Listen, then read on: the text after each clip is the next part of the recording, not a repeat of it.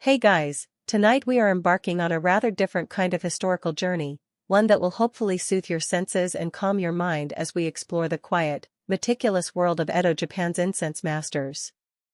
Imagine yourself stepping not into a grand battlefield or a bustling marketplace, but into a serene, tatami-matted room, the shoji screens filtering the soft afternoon light. The air is still, carrying only the faintest, most exquisite whisper of a fragrance, perhaps the deep, resinous notes of aloeswood, or the warm spice of sandalwood. Here, the clamor of the outside world fades, replaced by a focused appreciation for the ephemeral, for the art of listening to scent. It's a world far removed from our own, where a tiny sliver of fragrant wood can hold within it centuries of tradition and a universe of subtle meaning. Now, a gentle reality check. If you were suddenly an apprentice in an Edo period incense master's household, your modern nose, accustomed to everything from car exhaust to scented laundry detergent, would probably be utterly overwhelmed, and your patience for spending hours identifying nearly identical wood chips would be, shall we say, severely tested. You might not last the first week of training, bless your cotton socks. But here, in our little audio sanctuary, we can appreciate the dedication without the olfactory overload. So, before you get comfortable, take a moment to like the video and subscribe, but only if you genuinely enjoy what I do here. And while you're at it, perhaps you could let me know where you're listening from tonight and what time it is in your corner of the world. I always find it so peaceful to imagine this little bubble of calm stretching out across the globe. Now, dim the lights, maybe turn on a fan for that soft background hum, and let's ease into tonight's journey together. You find yourself on the threshold of this scented world, a realm where the appreciation of fragrance is not merely a pleasant diversion, but a disciplined and profound art form known as kodo, the way of incense. This isn't about simply lighting a stick of incense to make a room smell nice, the way you might burn some nag kampa to cover up the lingering aroma of last night's questionable takeout. No, this is something far more refined, far more intentional. Kodo is an intricate dance of etiquette, knowledge, and sensory perception, a tradition that has been cultivated in Japan for centuries, tracing its roots back to the introduction of aromatic woods with Buddhism in the 6th century. Initially, these precious substances were burned primarily for religious rituals, to purify temples and to honor the Buddha. But over time, their captivating fragrances began to enchant the imperial court and the aristocracy, evolving from sacred offerings into objects of refined aesthetic appreciation. By the Edo period, which spanned roughly from the early 17th to the mid-19th century, this appreciation had crystallized into the sophisticated art form we are beginning to explore. You can almost sense the weight of these centuries, the accumulated reverence and understanding, in the very air of the room. Imagine, as you step further into this world, the immediate contrast with your everyday experience of scent. In our modern lives, fragrances are often loud, assertive, designed to grab attention or to mask other odors. Perfumes shout, air fresheners declare their presence, scented candles fill a room with an unambiguous aroma. Here, however, everything is different. The scents are elusive, requiring you to lean in, to focus, to quiet your own internal chatter so that you might catch their delicate nuances. It's like the difference between a booming orchestra and a solo flute playing a haunting melody in a quiet garden. Both can be beautiful, but the latter demands a different kind of listening, a more profound engagement. You feel your own senses starting to recalibrate, your nose, perhaps dulled by the olfactory cacophony of the 21st century, slowly awakening to a new spectrum of subtlety. In this world, you don't just smell incense, you are invited to listen to it. This concept, known as Mon-ko, is central to understanding the art, and it truly sets kodo apart. It's not a passive reception of scent, but an active, mindful engagement. The verb kiku, which means to listen, is also used for to smell in this specific context, highlighting the focused, attentive, and even interpretive nature of the experience. It suggests that, like a piece of music or a line of poetry, the fragrance has something to tell you, a story to unfold, an emotion to evoke. You are not merely identifying a smell as woody or spicy, you are exploring its character, its depth, its journey as it transforms with the heat. It might remind you of a misty morning in a pine forest, or the comforting warmth of an old temple, or perhaps a poignant memory from your own past. This is the art of olfactory poetry. This prelude to the incense master's craft is one of quiet contemplation, an oasis of stillness in what was, even in Edo Japan, a bustling and often vibrant society. Picture a small gathering, perhaps in a specially designated incense room, the koseki, or a quiet, secluded corner of an elegant tea house. The participants, maybe only a handful, are seated with poise on the tatami mats, their movements economical, graceful, and deliberate, reflecting an inner composure. There are no loud conversations, no impatient fidgeting, no distractions from the world outside. All attention, all collective consciousness, is focused with a singular intensity on the small, often exquisitely crafted incense burner, the koro, upon the tiny glowing ember of the charcoal, and upon the almost invisible, ethereal plume of fragrant smoke that rises, like a prayer, from a minute, carefully prepared sliver of precious wood. It's an atmosphere permeated by a profound sense of respect for the rare and precious materials, often hundreds of years old, respect for the ancient tradition itself, passed down through generations, and respect for the shared, deeply personal yet communal, experience of appreciating something so exquisitely ephemeral and yet so profoundly evocative.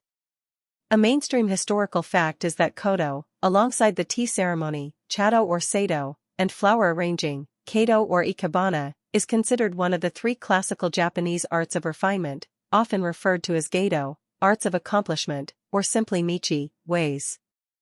These practices were not mere hobbies, they were considered disciplines, paths, towards self-cultivation, aesthetic sensitivity, and a deeper understanding of beauty, harmony, and the transient nature of existence. They were cultivated by the imperial court, the aristocracy, the samurai warrior class, who found in their discipline a parallel to their own codes of conduct, and increasingly during the peaceful Edo period, by the wealthy and cultured merchant classes. To engage in these arts was to refine one's spirit, to learn etiquette, and to connect with a rich cultural heritage. You weren't just learning a skill or an amusing pastime, you were embarking on a lifelong journey of self-improvement and spiritual enrichment through engagement with art and nature. The allure of this world, as you begin to perceive it, is not found in grand, sweeping gestures or dramatic, overt displays of emotion or power. Instead, it resides in its unwavering dedication to the minute, the subtle, the almost imperceptible detail. It's about the profound beauty discovered in elegant simplicity, and the astonishing complexity revealed in the seemingly straightforward act of gently heating a tiny fragment of fragrant wood. The fragrances themselves are often ancient, whispers from a distant past, woods like Kiara, the most prized form of aloes wood, or a fine old sandalwood from India. These are not the often synthetic, sometimes brash and overpowering, scents of many modern air fresheners or mass-market perfumes. These are natural, deeply nuanced, and profoundly resonant aromas, each with its own history, its own personality, its own soul. You might find one scent to be clear and uplifting, another to be deep and grounding, a third to be bittersweet and contemplative. You begin to understand more deeply, then, that to be an incense master, a koshi or imoto of a kodo school, is to be far more than just an expert in aromas. It is to be a guardian of this subtle and precious world, a living repository of centuries of accumulated knowledge and tradition. It is to possess an almost supernaturally developed olfactory sense, honed through years of dedicated practice, capable of distinguishing between hundreds, if not thousands, of subtle variations in fragrance. It involves an encyclopedic knowledge of fragrant materials, their origins, their qualities, their histories, and their poetic associations. And crucially, it is to possess the skill, the grace, and the profound understanding necessary to guide others along this fragrant path, to teach them the intricate etiquette of the ceremony, and to help them open their senses to the art of truly listening. It is a path of immense, almost daunting, dedication, requiring a lifetime of study, practice, and unwavering commitment. The master is not just someone who knows a great deal about incense, they are someone who fully embodies the spirit of kodo, its inherent tranquility, its meticulous precision, its deep reverence for nature, for art, and for the subtle connections that bind them all. This initial encounter, this gentle immersion into the world of kodo, might indeed leave you with a cascade of questions rather than immediate, easy answers. How are these myriad fragrances meticulously classified and named? What are the specific rituals, the precise gestures, the unwritten rules of etiquette that govern an incense ceremony? How does one even begin to cultivate the ability to listen to a scent in such a profound and meaningful way, to move beyond simple liking or disliking into a realm of deeper appreciation and interpretation? These are the very doors that are now slowly, invitingly, creaking open before you as you stand on this scented threshold. But for now, in this softly lit prelude, you are simply invited to breathe deeply, to allow your imagination to conjure these delicate, ancient aromas, and to cultivate a quiet appreciation for the sheer, unwavering dedication required to elevate the fleeting, almost intangible experience of scent into such a profound, complex, and enduring art form. One quirky, lesser-known tidbit about early Japanese incense appreciation, particularly during the Heian period, 794–1185 AD, well before the more formalized kodo practices of the Edo era took firm root, is that competitive incense games, known as takamado-awace, sometimes involved participants trying to identify or even recreate a specific, complex scent blend that a particular lady of the imperial court might have meticulously crafted to perfume her elaborate silk robes or her personal chambers. Success in such a game was not just a matter of a good nose, it implied a certain intimacy with the courtly culture, an understanding of personal tastes, and perhaps even a subtle form of olfactory matchmaking or poetic tribute. It speaks volumes about how deeply personal, evocative, and socially significant scent was, even in its more playful and less rigidly structured early forms. A far cry, indeed, from just casually picking a generic perfume off a department store shelf or spraying a room with an aerosol can, wouldn't you say? You had to truly know your scents, their components, their harmonies, and perhaps, gain a subtle insight into the personality of the one who wore or curated them. The focus here, as you settle into this imagined space, is on an almost reverent, enveloping quietness. The almost inaudible rustle of silk kimonos as participants make minute adjustments to their posture, the soft, delicate clink of a fine porcelain or lacquer tool against another, the gentle, barely perceptible hiss of a perfectly prepared tiny ember within its bed of white ash, these are often the loudest sounds you might hear during a kodo gathering. It's a world meticulously designed to draw you inward, away from the noise and distractions of the everyday, to sharpen your focus until the subtle, gradual shift in a fragrance as it gently burns becomes a significant, almost momentous event, a tiny, exquisite drama unfolding directly before your heightened senses.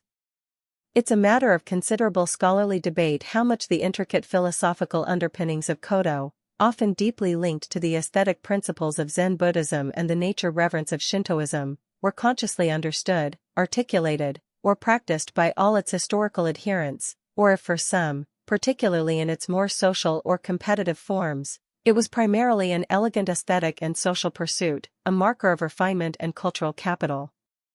Regardless of the precise individual motivations, the profound meditative quality inherent in the practice is undeniable and universally acknowledged. So, as you stand at the very edge of this ancient and fragrant world, you may feel a palpable sense of calm begin to settle over you, a gentle stillness permeating your being.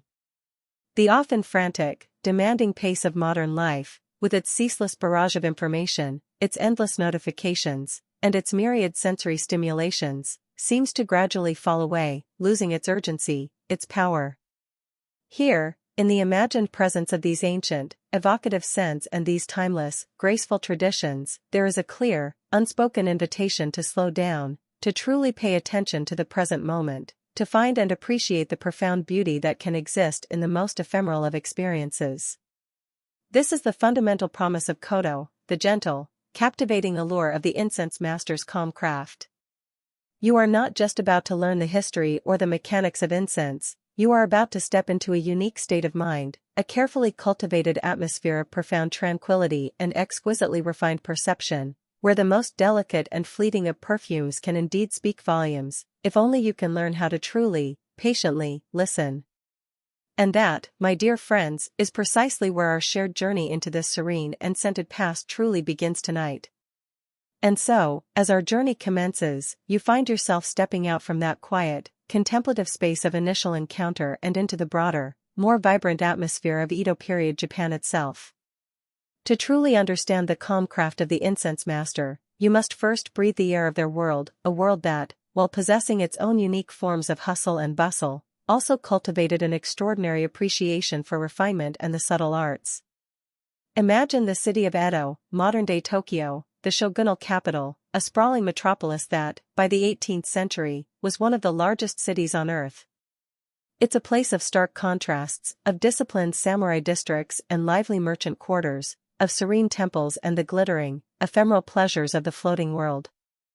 This era, stretching from the establishment of the Tokugawa shogunate in 1603 to its fall in 1868, was a remarkable chapter in Japanese history. A mainstream historical fact central to understanding this period is that the Tokugawa shogunate ushered in over 250 years of relative peace and political stability, a stark contrast to the preceding centuries of civil war. This prolonged peace, often referred to as the Pax Tokugawa, had a profound impact. With the samurai warriors largely unoccupied by warfare, their energies, and those of society as a whole, could be channeled into other pursuits, into governance, into scholarship, and significantly for our story, into the flourishing of arts and culture. It was fertile ground for practices like Kodo to take deep root and blossom. You can almost feel the collective sigh of relief, the settling of a nation after turmoil, allowing for the quieter, more introspective arts to find their space. The society of Edo Japan was highly structured, a rigid hierarchy with the samurai warrior class at the apex, followed by farmers, artisans, and then, officially at the bottom but increasingly influential, the merchants or kanin. Each class had its prescribed roles, its codes of conduct, and its own distinct relationship with the burgeoning culture. While the samurai were expected to cultivate martial virtues, they also became patrons and practitioners of arts like calligraphy, poetry, the tea ceremony, and, of course, Kodo. For them, these refined pursuits were not merely pastimes but ways of cultivating discipline, aesthetic judgment, and a certain stoic elegance. But perhaps the most dynamic cultural force in Edo Japan was the rising merchant class. Confined by the social hierarchy and often barred from overt political power, the kanin channeled their considerable, and growing, wealth into the pleasures and refinements of urban life. They became the avid consumers and patrons of new art forms like kabuki theater, with its dramatic stories and flamboyant actors, ukiyo-e woodblock prints, those iconic images of beauties, actors, and landscapes, and popular literature. And, as their affluence grew, they also sought to emulate the refined tastes of the aristocracy and samurai, embracing practices like the tea ceremony and kodo. You can imagine a wealthy timber merchant or a successful rice broker, having concluded a profitable day's business, retiring to a quiet room to meticulously prepare and listen to a rare piece of aloes wood, a symbol of his cultivated taste and worldly success. It's a gentle form of status display, whispered on a fragrant breeze rather than shouted from the rooftops. This cultural flourishing was underpinned by some distinct Japanese aesthetic sensibilities that resonated deeply with the art of incense. Concepts like wabi-sabi, which finds beauty in imperfection, transience, and the rustic simplicity of natural objects, certainly informed the appreciation of aged, gnarled pieces of fragrant wood. The ephemeral nature of incense smoke, its fleeting aroma, perfectly embodied the Buddhist understanding of impermanence. Then there was miyabi, an older courtly ideal of elegance, grace, and refinement, which continued to influence the sophisticated etiquette and beautiful implements associated with kodo. And in the bustling urban centers, particularly among the kanin, the aesthetic of iki emerged, an understated, chic sophistication, a knowing, unpretentious style that valued subtlety and wit. The subtle complexities of kodo, its demand for discernment, appealed to this sophisticated urban sensibility. You weren't just smelling something nice, you were participating in a deeply coded cultural language of taste. The floating world, or ukiyo, was another crucial element of Edo's aromatic air. This term referred to the licensed pleasure quarters, the theater districts, and the world of restaurants and teahouses, centers of entertainment and fashion where the strict social codes of the samurai elite were often relaxed. Here, new trends were set, and popular culture thrived. Incense played its part in these environments too, though perhaps in different ways than in a formal kodo gathering. Geishas would perfume their kimonos and their rooms with fine incense to create an alluring atmosphere. Incense might be burned in tea houses and restaurants to welcome guests and to create a pleasant ambience. While perhaps not always approached with the same level of meditative focus as a kodo ceremony, the presence of these refined scents contributed to the overall sensory richness and sophistication of the floating world. It was a world that valued beauty and pleasure in all its forms, and fragrance was an essential component. One can almost imagine the faint scent of plum blossom incense mingling with the distant sound of a shamisen and the laughter from a nearby geisha house. The Edo period also saw a significant rise in education and literacy, particularly among the commoner classes.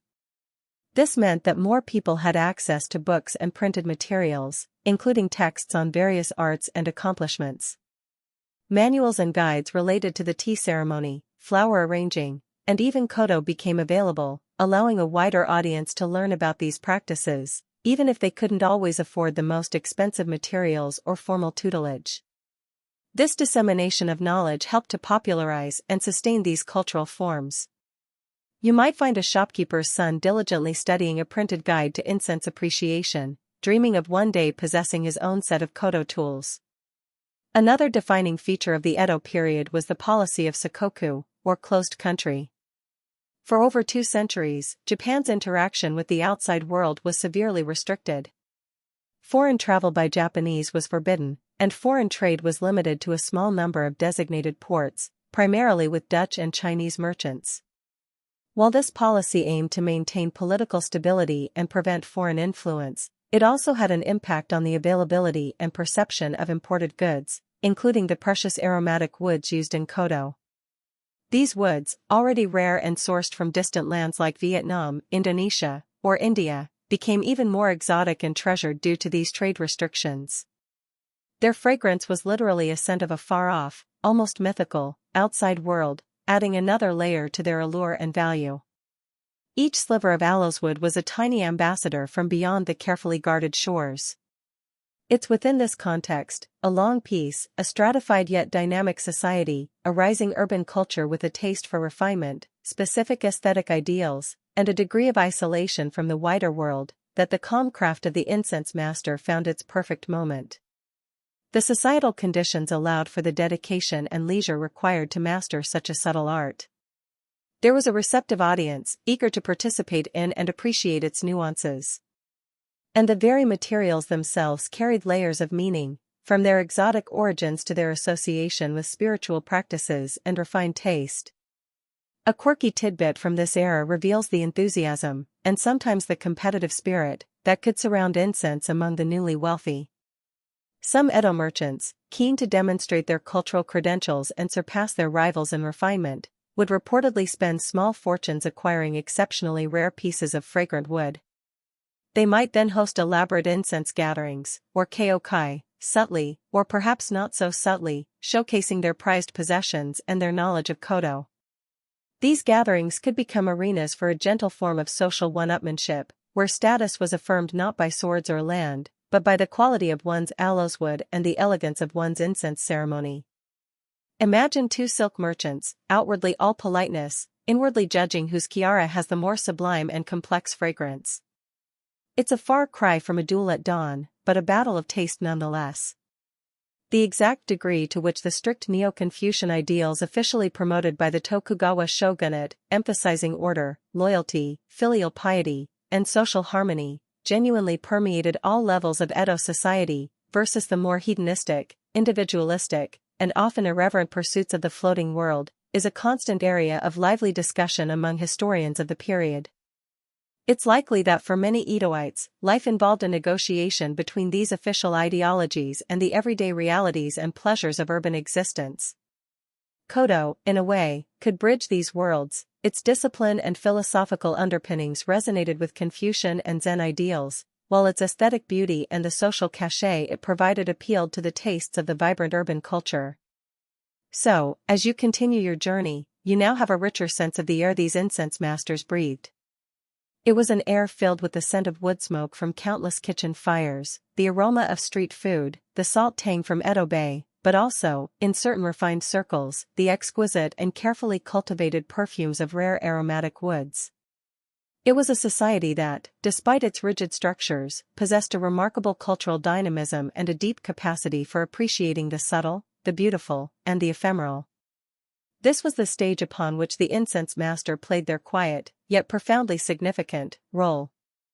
And this quiet, yet profoundly significant, role of the incense master, played out upon the refined stage of Edo society, revolved around a palette of materials so rare, so precious, and so imbued with history and mystique that they were often valued far above gold.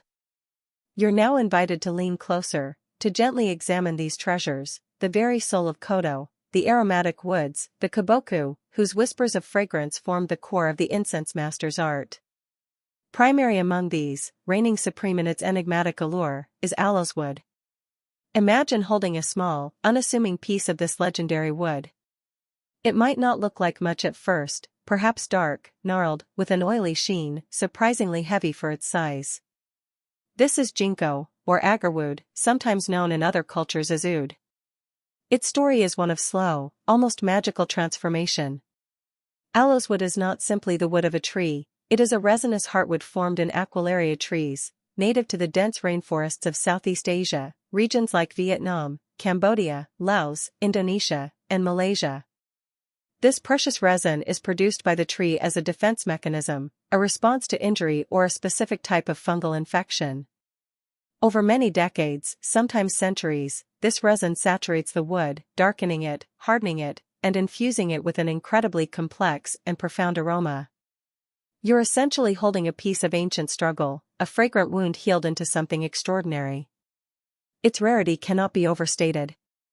Not all Aquilaria trees produce aloes wood, and finding those that do, deep within remote jungles, was, and still is, an arduous and often dangerous undertaking. The quality varies enormously, depending on the species of tree, the specific fungus, the age of the infection, and the part of the tree from which it's harvested.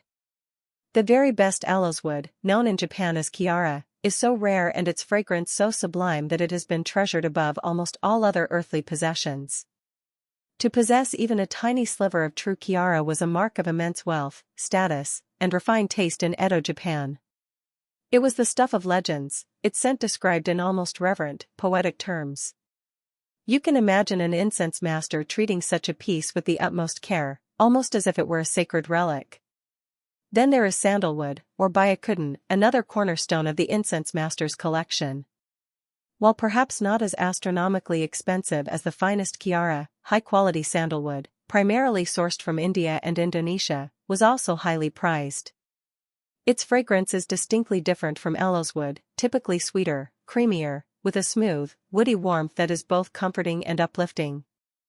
You might picture its fine-grained, pale yellow to reddish-brown wood, emitting its gentle perfume even before it's heated. Sandalwood was not only used in kodo but also for carving intricate statues, beads for Buddhist rosaries, and in traditional medicine. Its consistent, pleasing aroma made it a versatile and beloved fragrant material. While kodo, especially in its formal listening ceremonies, Mon-ko, often focuses on the appreciation of single, unadulterated pieces of these precious woods, it's important to note that other aromatic substances were also part of the broader incense landscape in Japan. Resins like frankincense and myrrh, though more associated with Western and Middle Eastern traditions, were known and sometimes used. More commonly in Japan, various spices and herbs, such as cloves, choji, cinnamon, keihi, star anise, dayis, camphor, shono, and borneal, ryuno, would be blended with powdered woods and a binding agent like honey or plum pulp to create nariko, or kneaded incense balls. These were popular in earlier Heian period court circles for perfuming rooms or clothing, and continued to be used. However, the pinnacle of refinement in kodo, particularly as it developed in the samurai and merchant classes of the Edo period, was truly the subtle appreciation of the unadulterated aromatic woods themselves, each piece a unique olfactory treasure. You're moving from a blended perfume to something more akin to appreciating a single malt whiskey or a fine, single-origin coffee bean, focusing on the pure essence. To bring order to the vast and complex world of aloes wood, a traditional classification system known as Rikakugomi, meaning 6 countries, 5 tastes, was developed and refined over centuries. The 6 countries refer not to modern political nations, but to 6 traditional categories or types of aloes wood, believed to originate from different regions of Southeast Asia, each with its distinct characteristics. These are Kiara, often considered the highest grade, with a complex, noble, and often slightly bitter fragrance, Rikoku, sharp, pungent, and sometimes animalic, like a samurai, Monica, light, alluring, and changeable, like a flighty woman, Manaban, coarse, unrefined, often sweet, and lacking elegance, like a peasant, though this description is debated for its potentially classist overtones, Sumatora, sour and sometimes salty, like an ill-tempered monk, and Sasora, cool, light, and sometimes mistaken for Kiara if of high quality. The 5 tastes, sweet, sour, spicy/hot, salty, and bitter, describe the primary perceived fragrance notes within these woods. An incense master would spend a lifetime learning to identify these subtle distinctions, a skill requiring an incredibly well-trained nose and a deep, almost intuitive understanding of the materials. This wasn't just smelling wood, it was olfactory connoisseurship of the highest order. A particularly famous and revered piece of aloes wood, exemplifying its historical and cultural significance, is the ranjatai. This massive piece, whose name cryptically contains characters that also refer to the Todaiji temple in Nara, is still preserved in the Shosoin Imperial Repository there. This mainstream historical fact highlights the wood's immense value. It was likely a gift from a Chinese emperor during the Tang dynasty in the 8th century. Over the centuries, small pieces of the ranjatai were cut from it by powerful historical figures, including the shoguns Ashikaga Yoshimasa and Ashikaga Yoshimitsu, the warlord Oda Nobunaga, and even Emperor Meiji. To be granted a piece of the ranjatai was an immense honor, a symbol of supreme authority and cultural legitimacy. Each fragment was, and is, a tangible link to centuries of Japanese history. The journey of these precious woods from their remote forest origins to the incense burner of an Edo master was long, perilous, and phenomenally expensive. Local collectors and traders in Southeast Asia would gather the wood, often through painstaking and secretive methods. It would then pass through various networks of merchants, perhaps Chinese, Malay, or Arab traders initially, before eventually finding its way to the limited Dutch or Chinese trading posts in Japan, such as Dejima in Nagasaki Harbor, during the Sakoku period. Each intermediary added their markup, and the risks of storms at sea, piracy, or confiscation were ever present. By the time a piece of high-quality aloes wood reached an incense merchant in Edo or Kyoto, its price could be astronomical. You're not just paying for the wood, you're paying for its entire epic, danger-filled biography. The olfactory characteristics of these woods are almost impossible to describe adequately in words, which is precisely why the art of listening to them is so profound. Kiara might be described as having an elegant bitterness, a refined sweetness, and a cool, clear note that lingers. Other aloes woods might be more earthy, more spicy, more resinous, or even have hints of fruit or flowers. Sandalwood, by contrast, offers a more straightforward, yet still beautiful, creamy, sweet, and woody fragrance that is both calming and grounding. The incense master's skill lay not just in identifying these scents, but in understanding their subtle progressions as they were heated, the way different facets of the aroma would reveal themselves over time. Visually and tactily, these woods also possessed a quiet beauty. A fine piece of aloes wood might be a deep, rich black or dark brown, often with intricate patterns of resin. It could feel cool and dense in the hand. Some pieces were prized for their unusual shapes, suggesting animals or natural landscapes, adding another layer to their appreciation. This leads to a rather lovely quirky tidbit. Some particularly esteemed and ancient pieces of high-quality aloes wood were given evocative and poetic names by incense masters or their discerning collectors. These names might reflect their unique scent profiles, the circumstances of their discovery, or a classical literary allusion. Names like First Frost, Distant Mountain, or Whispering Pine transformed these pieces of wood from mere objects into entities with their own distinct personalities and stories, treated with a reverence usually reserved for living beings or sacred artifacts. Of course, the precise botanical identification and exact geographical origins of all the historic aloes wood types classified under the traditional Rikoku system are still subjects of some scholarly discussion and ongoing research. Historical records can be beautifully poetic but frustratingly vague on scientific details, and the scientific analysis of often minute, ancient samples is an incredibly complex and delicate undertaking. What is certain, however, is that these classifications provided a crucial framework for the appreciation, trade, and systematic study of these precious aromatics, forming the very bedrock of the incense master's specialized knowledge. As you sit with the idea of these fragrant treasures, you begin to appreciate the immense depth of knowledge required by the incense master. They were not just artisans, they were botanists, historians, traders, connoisseurs, and poets of scent. Their palette was not of pigments, but of these rare, resonant woods, each carrying within it the whispers of distant forests, ancient transformations, and the subtle histories of human desire and appreciation. The calm craft began here, with these extraordinary gifts of nature. And as you stand in quiet reverence before these extraordinary gifts of nature, the gnarled, resinous aloeswood, the smooth, fragrant sandalwood, you begin to realize that their true appreciation requires more than just a good nose. It requires a path, a discipline, a way. This is where we truly step into the heart of Kodo, the way of incense. It's a term that elevates the simple act of smelling something pleasant into an intricate art form, a spiritual practice, and a profound cultural expression, one that seeks far more than mere sensory delight. The suffix do, in Japanese, is incredibly significant. You find it in other classical arts like Chado, the way of tea, Kado, the way of flowers, and Budo, the way of martial arts. It signifies that these are not just techniques or hobbies, but lifelong paths of learning, discipline, and self-cultivation. A do implies a journey towards mastering not only the outward forms but also an inner spirit, a way of refining one's character, and perhaps even touching upon a deeper understanding of life and the universe. So, when we speak of Kodo, you understand that we are entering a realm where fragrance is a guide along such a path. You're not just learning about incense, you're invited to walk a scented road. Kodo, then, is far more than simply identifying pleasant aromas or perfuming a room. It's an experience designed to engage the intellect, stir the emotions, cultivate the spirit, and foster a unique form of social communion. It's about creating a specific atmosphere, a moment removed from the everyday, where one can focus intently on the subtle messages carried by the fragrant smoke. It involves a deep knowledge of literature, poetry, and history, as specific scents are often associated with classical themes or famous verses. The appreciation is as much mental and cultural as it is olfactory.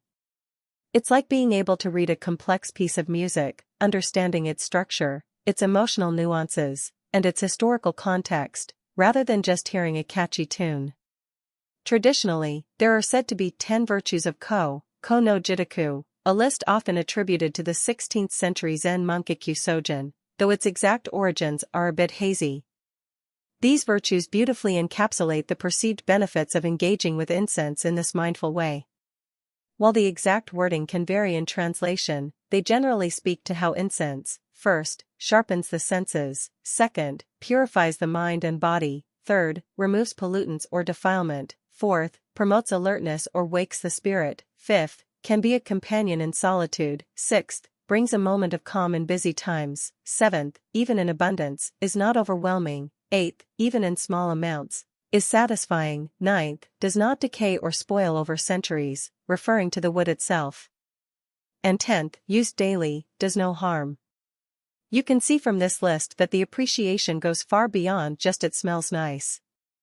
It's a holistic engagement that touches upon mental clarity, spiritual purity, and even a kind of quiet companionship.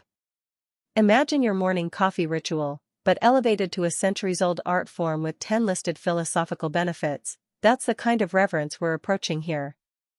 A formal Kodo gathering, or Kyokai, is a carefully orchestrated event. Imagine yourself as a guest, entering a serene, specially prepared room. The atmosphere is one of focused quietude. There is a host or master, the komodo, who meticulously prepares the incense burner and presents the fragrant wood. There are other guests, perhaps seated in a specific order. There might also be a recorder, who keeps track of the proceedings, the scents presented, and the responses of the participants, especially if a game is being played. Every object, every movement, has its place and its meaning. This isn't a casual get-together, it's a structured, almost ritualistic, appreciation. These gatherings were not merely about individual contemplation, they were also important social occasions, particularly for the cultured elite. Samurai, courtiers, wealthy merchants, and learned monks might all participate, though perhaps in different settings or with different emphases. Within the Kokai, there was a shared focus that transcended ordinary social barriers, even as the etiquette reinforced a certain refined order. It was a space where individuals could connect through a shared aesthetic experience, appreciating not just the incense but also each other's discernment and poetic sensibility. For the rising merchant class, in particular, proficiency in koto, like the tea ceremony, was a significant marker of cultural capital, a way to demonstrate their refinement and taste, and to gain acceptance in more established elite circles. It was a quiet assertion of their cultural arrival. The etiquette, or ryushiki, is paramount. The way you enter the room, the way you sit, the way you receive and listen to the incense burner, the way you express your appreciation, all are governed by established forms. These are not meant to be stuffy or restrictive, but rather to create a shared sense of harmony and respect, allowing everyone to focus fully on the subtle experience of the incense itself. The movements are typically slow, graceful, and deliberate, reflecting an inner calmness and attentiveness.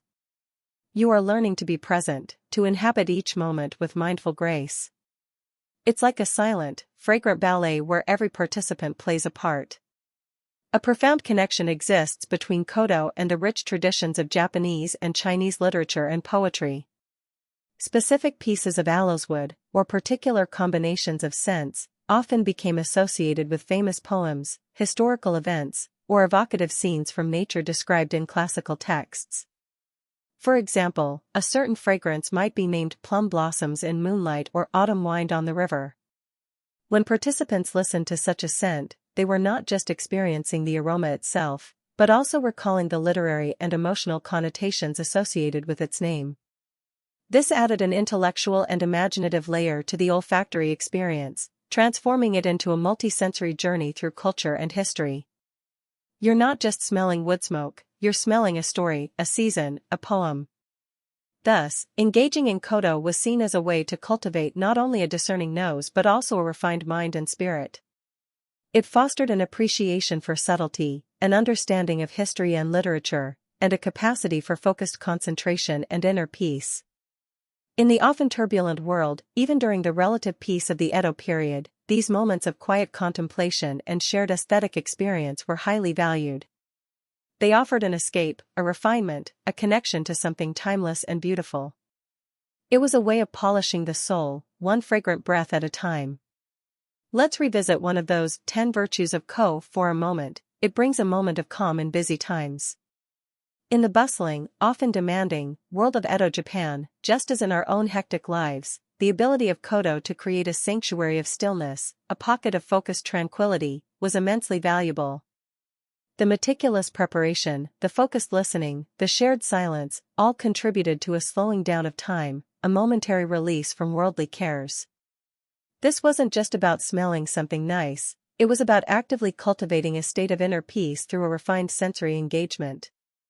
Over the centuries, different schools or lineages of koto developed, each with its own distinct traditions, styles of presentation, and interpretations of the art. A mainstream historical fact is that two of the most prominent schools, both of which trace their origins back to the Muromachi period, 1336 to 1573, and continue to this day, are the Oiryu and the Shino-ryu. The Oiryu, often associated with the court aristocracy, is known for its elegant and literary approach. The Shino-ryu, with connections to the samurai class and Zen Buddhism, emphasizes a more direct, disciplined, and perhaps more austere engagement with the incense. The existence of these distinct schools, each meticulously preserving and transmitting its unique heritage, speaks to the depth and seriousness with which koto was, and is, regarded. It's not a monolithic tradition, but a rich tapestry woven from different strands of practice and philosophy. One rather endearing quirky tidbit that reveals the dedication of some practitioners is the tradition of keeping keoniki, or incense diaries. These were personal records meticulously kept by individuals who attended incense gatherings. In these diaries, they would note down the date and location of the gathering, the names of the host and other guests, the specific aromatic woods that were presented, sometimes even including tiny samples or sketches of the wood chips, the results of any incense games played, poems that were composed or recited in response to the fragrances, and occasionally even observations about the weather or other ambient details of the day. These diaries, some of which survive, are invaluable historical documents, offering a glimpse into the social and cultural life surrounding Kodo, and they demonstrate the immense seriousness and loving attention to detail that participants brought to these fragrant occasions.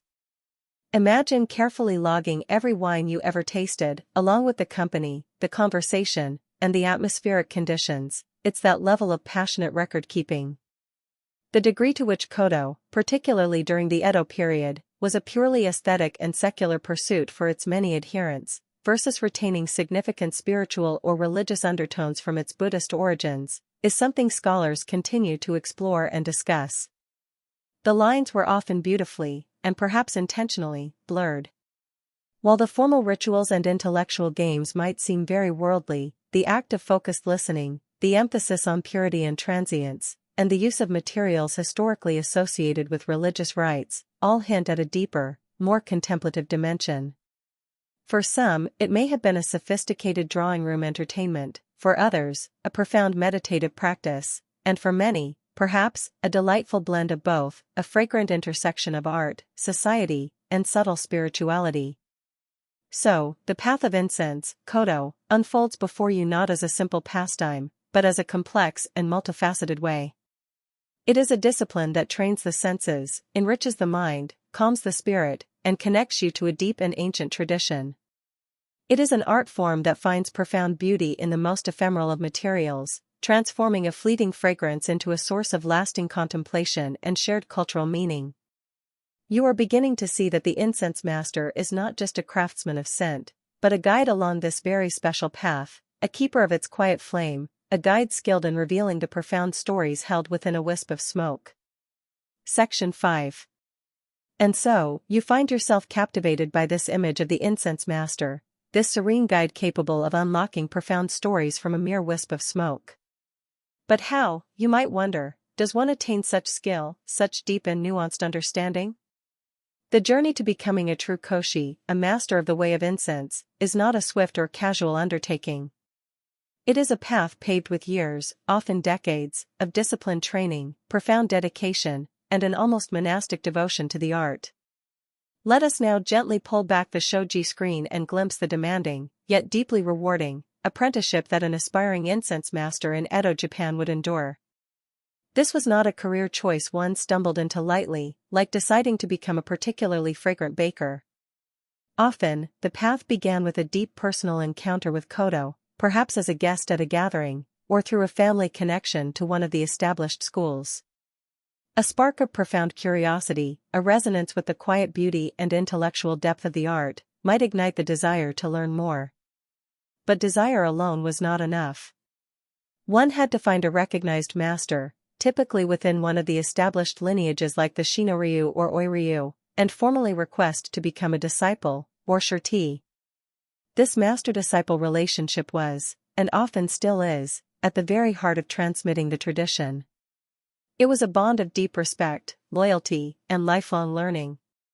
You weren't just signing up for classes, you were committing yourself to a way of life. A mainstream historical fact is that aspiring Kodo practitioners, much like those in other traditional Japanese arts, often had to undergo lengthy and highly structured apprenticeships. This wasn't a weekend workshop or an online certification. Knowledge was passed down directly from master, sensei, to disciple, deshi, often through meticulous oral instruction, repetitive practice, and careful observation. Some advanced techniques or inner principles, the okuden or secret teachings, might be reserved only for the most dedicated and advanced initiates, revealed gradually as the disciple proved their commitment and understanding. You can imagine the hushed reverence with which such teachings would be received. The years of study that followed were characterized by an almost painstaking attention to detail. One of the first and most fundamental challenges was the development of an extraordinary olfactory acuity. You, as an apprentice, would begin the long process of training your nose to discern not just broad categories of scent, but hundreds, even thousands, of subtle variations. You would spend countless hours listening to different grades and types of aloeswood, sandalwood, and other aromatic materials, learning to identify their unique characteristics, their personalities. Memorizing the complex classifications of the Rikikugomi, those 6 countries and 5 tastes we touched upon, was not just an academic exercise, it was about internalizing a vast olfactory library. It's like a sommelier learning to distinguish between countless grape varietals, terroirs, and vintages, but with an even more ephemeral and subtle medium. Your nose would become your most trusted, and most rigorously trained, instrument. Alongside this sensory training came the meticulous learning of the rituals and etiquette of Kodo. Every gesture, every movement in an incense ceremony, from the way the tools are handled to the way the incense burner is presented and received, is prescribed and imbued with meaning. You would practice these forms endlessly, striving for a state of effortless grace and perfect precision. The goal was not mere mechanical repetition, but for the etiquette to become so ingrained that it flowed naturally, allowing the practitioner's mind to remain calm, focused, and fully present to the experience of the incense itself. It's the kind of discipline where doing something perfectly 1,000 times is just the beginning. Mastering the specialized tools of Kodo, the kodogu, was another essential part of the training. These beautiful, often exquisitely crafted implements, the incense burner, koro, the ash press, heigoshi, the mica plate, jinyo, the chopsticks for handling the wood, koji, the feather brush, haboki, each had its specific purpose and its correct method of handling. You would learn how to care for these tools, to respect them as extensions of the art itself. This brings us to a rather telling quirky tidbit about the rigor of this training. An apprentice might spend literally years just learning to prepare the bed of white ash in the incense burner to the absolute perfect consistency, depth, and shape. This ash bed is crucial for controlling the gentle, indirect heat that releases the wood's fragrance without actually burning it. Too hot, and the scent is harsh; too cool, and it's too faint. Getting it just right, day after day, ceremony after ceremony, was a fundamental skill, a testament to patience and precision learned through countless unseen hours of practice. Before you even dreamed of handling a precious sliver of Kiara, you had to become a master of ash. The education of an incense master often extended beyond the direct practice of Kodo. A broad cultural literacy was expected. You would likely study classical Japanese and Chinese literature and poetry, as so many incense fragrances and games were linked to these texts. The ability to compose a suitable verse in response to a particular scent, or to recognize an allusion embedded in an incense game, was highly valued. Calligraphy, the art of beautiful writing, was also important, as records of incense gatherings and game results were often meticulously brushed onto fine paper. Some understanding of related arts like the tea ceremony or flower arranging could also contribute to a holistic development of aesthetic sensibility. The incense master was expected to be a person of broad culture and refined taste, not just an olfactory specialist. But perhaps the most profound aspect of this training was the cultivation of inner qualities. Kodo, as a way, was as much about spiritual discipline as it was about technical skill.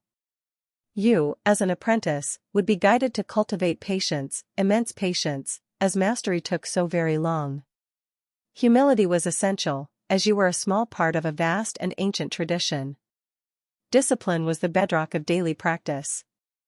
A calm, uncluttered mind was necessary to truly listen to the subtle voice of the incense. And a deep, abiding respect for the tradition, for the materials, and for your master was the guiding principle. These were not qualities that could be taught from a book, they were absorbed through years of dedicated practice, observation, and quiet reflection. In some Kodo schools, there was a system of progression, with different licenses, menkyo, or ranks awarded as a disciple demonstrated increasing levels of skill, knowledge, and understanding. These were not easily earned and represented significant milestones on the long path to mastery. Each step signified a deeper immersion into the mysteries and responsibilities of the art. You weren't just collecting certificates, you were being acknowledged by your peers and your master as having reached a new level of embodiment of the way. And with this progression came an understanding of the immense weight of tradition. As an aspiring master, you would become keenly aware that you were a link in a long chain, receiving knowledge and practices that had been passed down through generations. There was a profound responsibility to honor that lineage, to preserve the integrity of the art, and, if you eventually became a master yourself, to transmit it faithfully to the next generation. This sense of being part of something much larger than oneself, something timeless, was a powerful motivator and a source of deep meaning. The ultimate goal of all this rigorous, all-encompassing training was not merely to produce a technician who could correctly identify scents and perform rituals. It was to cultivate a true koshi, someone who fully embodied the spirit and philosophy of Kodo. This meant not only possessing the requisite knowledge and skills but also exuding an aura of calm, grace, and profound sensitivity. A true master could create an atmosphere of tranquility and focused appreciation simply by their presence and the way they conducted a ceremony. Their understanding of incense was intuitive, deeply personal, yet grounded in centuries of collective wisdom. The exact balance between inherited talent or an innately sensitive olfactory apparatus versus the transformative results of such rigorous, prolonged training in the making of a Kodo master is, of course, a fascinating question, and perhaps one that scholars and practitioners alike might ponder. While a certain innate sensitivity might be helpful, the overwhelming emphasis in most traditional Japanese arts, including Kodo, is placed squarely on the critical role of dedicated practice, disciplined learning, and the patient absorption of wisdom from a qualified teacher. Raw ability was seen as merely a starting point. True mastery was forged in the crucible of unwavering effort and humble receptivity over many, many years. So, when you next imagine that serene incense master, remember the almost unimaginable years of quiet dedication that lie behind their calm demeanor and effortless skill. Remember the countless hours spent training the nose, perfecting the gesture, studying the texts, and cultivating the spirit. It is a path that demands everything, but one that also promises a unique and profound connection to beauty, to tradition, and to the subtle, fragrant heart of the world. And as you begin to grasp the profound dedication required to walk this path, to connect with that subtle, fragrant heart of the world, your attention is naturally drawn to the physical conduits of this art, the exquisite and highly specialized utensils, the kodogu, that an incense master employs. These are not mere implements, they are tools of tranquility, objects of art in their own right, each crafted with meticulous care and imbued with a deep sense of purpose. To examine them is to appreciate another layer of the calm craft, where function and beauty dance in perfect harmony. Imagine yourself now in the serene presence of a master preparing for an incense ceremony. Laid out before them, perhaps on a silken cloth or a polished wooden tray, is an array of these beautiful objects. Each one has a name, a history, and a precise role to play in the unfolding ritual of listening to incense. They are not ostentatious or flashy, but rather possess an understated elegance, a quiet dignity that speaks to the refined aesthetic of Kodo. You sense that these tools are not just used, but revered, handled with a gentle precision that reflects years of practice and deep respect. Central to any Kodo gathering is the incense burner, the koro. This is the vessel that will cradle the glowing charcoal and the precious aromatic wood, the miniature stage upon which the olfactory drama will unfold. Koro come in various shapes and sizes, crafted from materials like fine ceramic, perhaps raku ware, with its earthy simplicity, or delicate porcelain, bronze, silver, or even iron. Some are simple and unadorned, their beauty lying in their perfect form and balance. Others might be subtly decorated with designs inspired by nature, a fleeting cloud, a sprig of bamboo, a wave pattern, or with auspicious symbols. The choice of koro might even reflect the season or the specific theme of the incense gathering. You realize that this is more than just a pot for burning things, it's a carefully chosen piece of art, designed to enhance the contemplative atmosphere. The choice of a particular koro might also involve subtle considerations of its history, its maker, or even poetic associations with its name or design, much like the prized incense woods themselves. A simple-looking raku ware koro, for instance, with its deliberate imperfections, might speak volumes about the wabi-sabi aesthetic, reminding participants of the beauty in the unadorned and the transient. Inside the koro, you would find a bed of fine, white ash, often called byakudan-bai, sandalwood ash, or koro-bai, incense burner ash, even if not made from sandalwood itself. This ash is not just a random filler. Its preparation is a crucial skill, as we touched upon in the apprentice's training. It must be perfectly clean, sifted to an incredibly fine consistency, and then carefully pressed and sculpted into a specific shape within the burner, often with a small depression where the charcoal will be placed. This meticulously prepared ash bed acts as an insulator and allows for precise control of the heat, ensuring that the fragrant wood is gently warmed, releasing its aroma slowly and subtly, rather than being scorched. Looking at this perfectly smooth, almost Zen garden-like surface of ash, you understand that even this seemingly humble material is treated with artistic care. Several tools are dedicated solely to the preparation and maintenance of this vital ash bed. There's the ash press, the hegoshi or hayashi, a flat, often decoratively shaped implement used to compact and smooth the ash. You might see an ash spoon, the haisaji, a delicate spatula-like tool for moving and shaping the ash, ensuring its surface is pristine and perfectly contoured. The master wields these with an almost surgical precision, creating a flawless foundation for the ceremony. It's a miniature landscape being sculpted, a silent testament to patience. Then come the tools for handling the precious incense wood itself, those tiny slivers of aloes wood or sandalwood that hold such olfactory treasures. Because these woods are so valuable and the pieces used are often minuscule, they are handled with specialized implements. You'd see a pair of elegant silver chopsticks, the koji or jinjakoji. These are not your everyday eating chopsticks, they are longer, more slender, and used with utmost delicacy to pick up the tiny chip of incense wood and place it with pinpoint accuracy. And where is it placed? Not directly on the hot charcoal. That would burn it too quickly and release a harsh, smoky aroma. Instead, the incense chip is laid upon a tiny, almost translucent square called a jinyo. This is a thin plate made of mica, a naturally occurring silicate mineral that can withstand heat and is an excellent conductor. The mica plate is placed over, but not touching, the buried, glowing charcoal. The incense wood rests on top of the mica, gently warmed by the radiant heat from below. This indirect heating is key to the kodo method, allowing the complex volatile oils within the wood to vaporize slowly, revealing the full spectrum of their fragrance layer by layer. This leads to a rather interesting quirky tidbit: these mica plates are incredibly fragile and quite expensive. Apprentices would often practice handling them for hours with fine tweezers, as breaking or soiling one would be a significant mishap.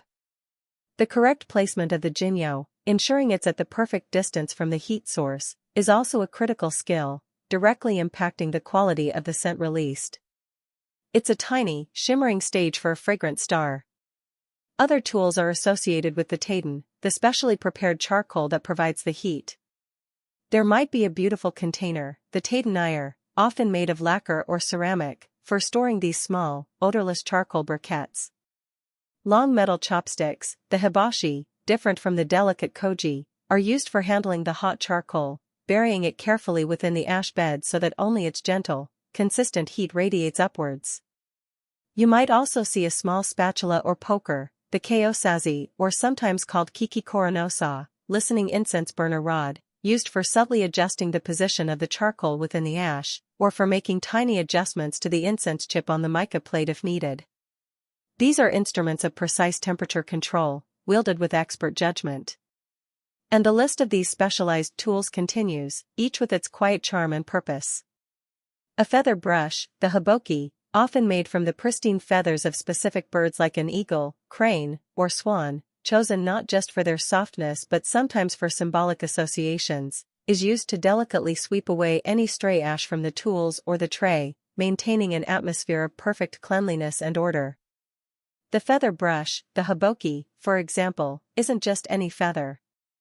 The choice of feathers, perhaps from the wing of an eagle for its association with vision and clarity, or a crane for longevity and good fortune, could add another layer of subtle symbolism to the proceedings, understood by the initiated. The tools themselves might be arranged with artistic precision on a special tray, or bon, often made of lacquered wood. The precious incense wood chips are kept in small, often exquisitely decorated containers called kogo or kabokubako, which can be miniature works of art in themselves, made from fine wood, lacquer, or ceramic. Even the paper used for recording the results of incense games, the sensugami or keonokoroku, would be of high quality, reflecting the importance of the occasion. What strikes you as you observe these kodogu is their profound aesthetic coherence. There is a beauty in their simplicity, their fitness for purpose, and the obvious quality of their craftsmanship. A mainstream historical fact is that many sets of kodo utensils were commissioned from renowned artisans, metalworkers, potters, lacquer artists, or were carefully passed down through generations within kodo schools or prominent families. These sets often became treasured heirlooms, imbued with the history and lineage of the practice. To use such tools was to connect with a long line of masters and practitioners, to feel the weight and grace of tradition in your very hands. They are not disposable items, but lifelong companions on the path of incense. This careful selection and use of kodogu stand in stark contrast to simpler, more everyday methods of burning incense, such as lighting an incense stick or cone directly. While those methods certainly have their place for perfuming a room or for personal devotion, the kodo ceremony, with its elaborate toolkit, elevates the experience to an entirely different plane. It's the difference between casually listening to music on the radio and attending a live orchestral performance in a concert hall, where every instrument, every musician, every acoustic detail contributes to a richer, more immersive experience. The tools are the instruments of this olfactory orchestra. The care and respect shown for these tools are an integral part of the kodo discipline. After each use, they are meticulously cleaned and carefully stored. This act of caring for the tools is not seen as a chore, but as another aspect of the meditative practice, a way of showing gratitude for the objects that make the art possible. It reflects a broader Shinto sensibility of finding spirit in all things, even inanimate objects, when they are used with mindfulness and respect. You wouldn't just toss these tools in a drawer, you would treat them as honored participants in the ceremony. The exact origins and the precise evolutionary path of some of these specific kodo utensils are not always definitively documented, and this is an area where scholars sometimes engage in debate. Some tools may have been adapted from those used in the tea ceremony, which share some aesthetic principles with kodo. Others might have evolved from Buddhist ritual implements or from tools used in other refined artistic or scholarly pursuits. What is clear is that by the Edo period, a highly standardized and sophisticated set of kodogu had been established, recognized, and utilized by the various schools, each piece perfectly honed for its role in the calm and intricate dance of the incense ceremony. As you take in this array of tranquil tools, you realize they are far more than just functional aids. They are an essential part of the sensory and spiritual experience of kodo. Their beauty soothes the eye, their balance feels right in the hand, and their silent presence helps to create the focused, contemplative atmosphere necessary for truly listening to the incense. They are a testament to a culture that found profound meaning and beauty in the careful, artful execution of even the smallest details. They are the quiet facilitators of a very quiet, very deep conversation with fragrance, a conversation that the incense master orchestrates with such practiced, serene skill. And it is this practiced, serene skill of the incense master that now invites you, as a participant in this unfolding tradition, to engage in its central, most sacred act, the art of Mon-ko, listening to incense. We've touched upon this unique concept before, the idea that fragrance is not merely smelled but actively, attentively heard. Now, you are about to delve deeper into this profound practice, to understand how all your senses, and indeed your very spirit, are called upon to appreciate the subtle whispers emanating from a tiny sliver of heated wood. The verb kiku, in Japanese, as we've noted, carries the dual meaning of to listen and, in the specific context of kodo, to smell or to appreciate incense. This linguistic nuance is no accident. It underscores the deliberate, focused, and almost reverent attention that Mon-ko demands. You are not casually sniffing a flower, you are attuning yourself to a delicate broadcast, receiving a message carried on the fragrant air.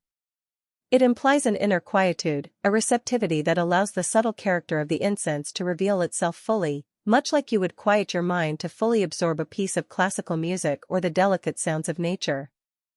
Imagine the scene: the incense master, having meticulously prepared the koro with its bed of perfectly sculpted ash and the buried, glowing charcoal, now places a tiny chip of precious aloeswood onto the shimmering mica plate. A faint, almost invisible wisp of fragrance begins to rise. The koro is then presented, perhaps first to the guest of honor, or circulated among the participants according to a prescribed order. The etiquette of receiving and handling the burner is precise and graceful. You might be instructed to receive it with both hands, a gesture of respect for the vessel and its precious contents. Now, it is your turn. You hold the koro gently, feeling its warmth in your palms. You are not meant to put your nose directly over it and inhale deeply as if testing a bottle of perfume. Instead, the traditional method involves cupping one hand, often the left, around the rim of the koro, creating a small, enclosed space above the opening. Your other hand, the right, supports the base.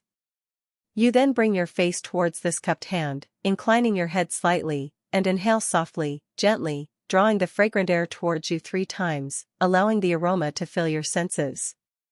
This controlled inhalation, this deliberate act of listening, is designed to capture the most subtle nuances of the scent without overwhelming the palate or burning the wood too quickly.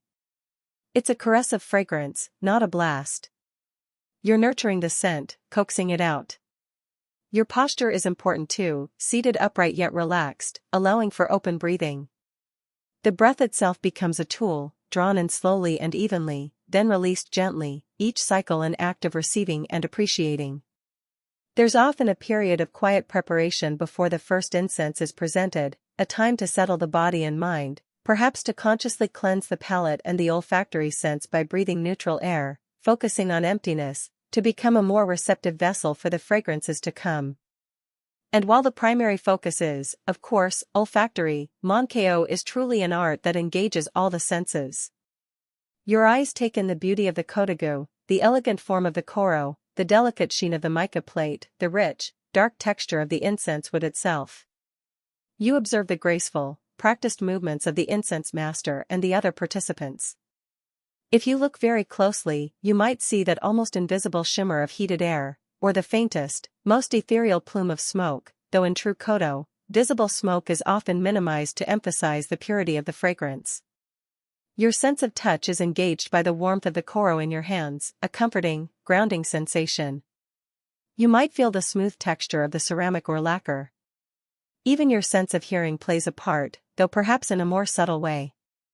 The profound silence that often envelopes a Mon-ko gathering becomes a canvas against which the voice of the incense can be more clearly perceived. The occasional soft rustle of silk, the faint click of a tool, these small sounds only serve to accentuate the overarching stillness and focused attention. It's an almost synesthetic experience, where one sense informs and heightens the others. But the true journey of Mon-ko happens within. As you inhale the fragrance, you are encouraged to quiet your analytical mind, to let go of preconceived notions or the urge to immediately label the scent. A mainstream historical fact is that in formal kodo ceremonies, the act of listening to incense involves this precise sequence of gestures and a state of mindful attention, all designed to create an optimal environment for appreciating the subtle complexities of the aromatic wood. The aim is to achieve a state akin to mushin, or no mind, a state of open, receptive awareness, free from distracting thoughts, allowing the fragrance itself to be the sole focus of your consciousness. It's in this stillness that the incense can truly begin to speak, unhindered by your own mental commentary. And what does it say? The fragrance might evoke a cascade of images in your mind's eye, a dew-laden forest at dawn, an ancient temple courtyard, a scene from a half-forgotten dream. It might stir emotions, a feeling of peace, a touch of melancholy, a sense of quiet joy, or a profound nostalgia. It might call to mind lines of poetry, perhaps a classical verse that perfectly captures the mood of the scent. This is where the intellectual and cultural aspects of kodo come alive. The more well-versed you are in Japanese literature, art, and history, the richer and more resonant your experience of Mon-ko can become, as you recognize the allusions and connections woven into the fragrant tapestry. You're not just smelling wood, you're communing with centuries of culture. One of the great challenges, and indeed pleasures, of Mon-ko is the attempt to describe the undescribable, to put into words the ephemeral and often deeply personal experience of a scent. Participants don't just sniff and say that's nice. They might be asked to identify the wood, if it's part of a game, or to offer an appreciation, perhaps in the form of a short poem or a metaphorical description. This encourages a deeper level of engagement, forcing you to analyze the different facets of the aroma. Is it sweet, bitter, spicy, cool, warm? Does it have a top note that you perceive first, and then a deeper, more lingering base note? You might compare it to a landscape, a piece of music, or even a human character. It's a delightful exercise in sensory articulation. While the initial listening is a deeply personal and introspective experience, often conducted in shared silence to allow for individual concentration, Kodo gatherings also have a communal dimension. Later, perhaps after several different woods have been presented, there might be an opportunity for guests to share their impressions, often in carefully chosen, poetic language, or through participation in incense games where identification and appreciation are shared. This communal reflection adds another layer, allowing participants to learn from each other's perceptions and to deepen their collective understanding of the fragrances. However, during the act of Mon-ko itself, the focus is intensely inward. You also learn to appreciate the nuance and the constant, subtle change in the fragrance as the wood is gently heated. Unlike a static perfume, the aroma released from a heated wood chip evolves over time. Different volatile compounds are released at different temperatures, revealing a complex olfactory narrative. The first listening might reveal certain notes, while a second or third, moments later, might unveil entirely new dimensions of the scent. It's a living, breathing fragrance, and part of the art is to follow its delicate transformations with focused attention. It's like watching a flower slowly unfurl, each moment revealing a new aspect of its beauty. The role of the incense master in all this is crucial. They are not merely a preparer of incense, they are the facilitator, the guide, the gentle conductor of this olfactory orchestra. Their choice of wood, the way they prepare the charcoal and the ash, the manner in which they present the koro, all these elements contribute to the quality of the experience for the guests. A skilled master can bring out the very best in a piece of wood, allowing its truest voice to be heard. They create the container, the sacred space, within which the magic of Mon-ko can unfold. It's interesting to contrast this with the Western tradition of perfumery, which is often about creating a scent to be worn on the body, to project an image, or to attract others. Kodo is almost the opposite. It's an inward journey, a private communion with scent in a shared, contemplative space. A quirky tidbit that emphasizes this is the common practice in Kodo gatherings of discouraging participants from wearing any personal perfume, scented hair oils, or even strongly fragranced cosmetics. The idea is to maintain a clean olfactory environment, so that nothing interferes with the subtle appreciation of the specific aromatic wood being presented. It's about purity of experience, a singular focus on the voice of that one precious fragment. Any other scent would be like someone talking during a delicate musical performance.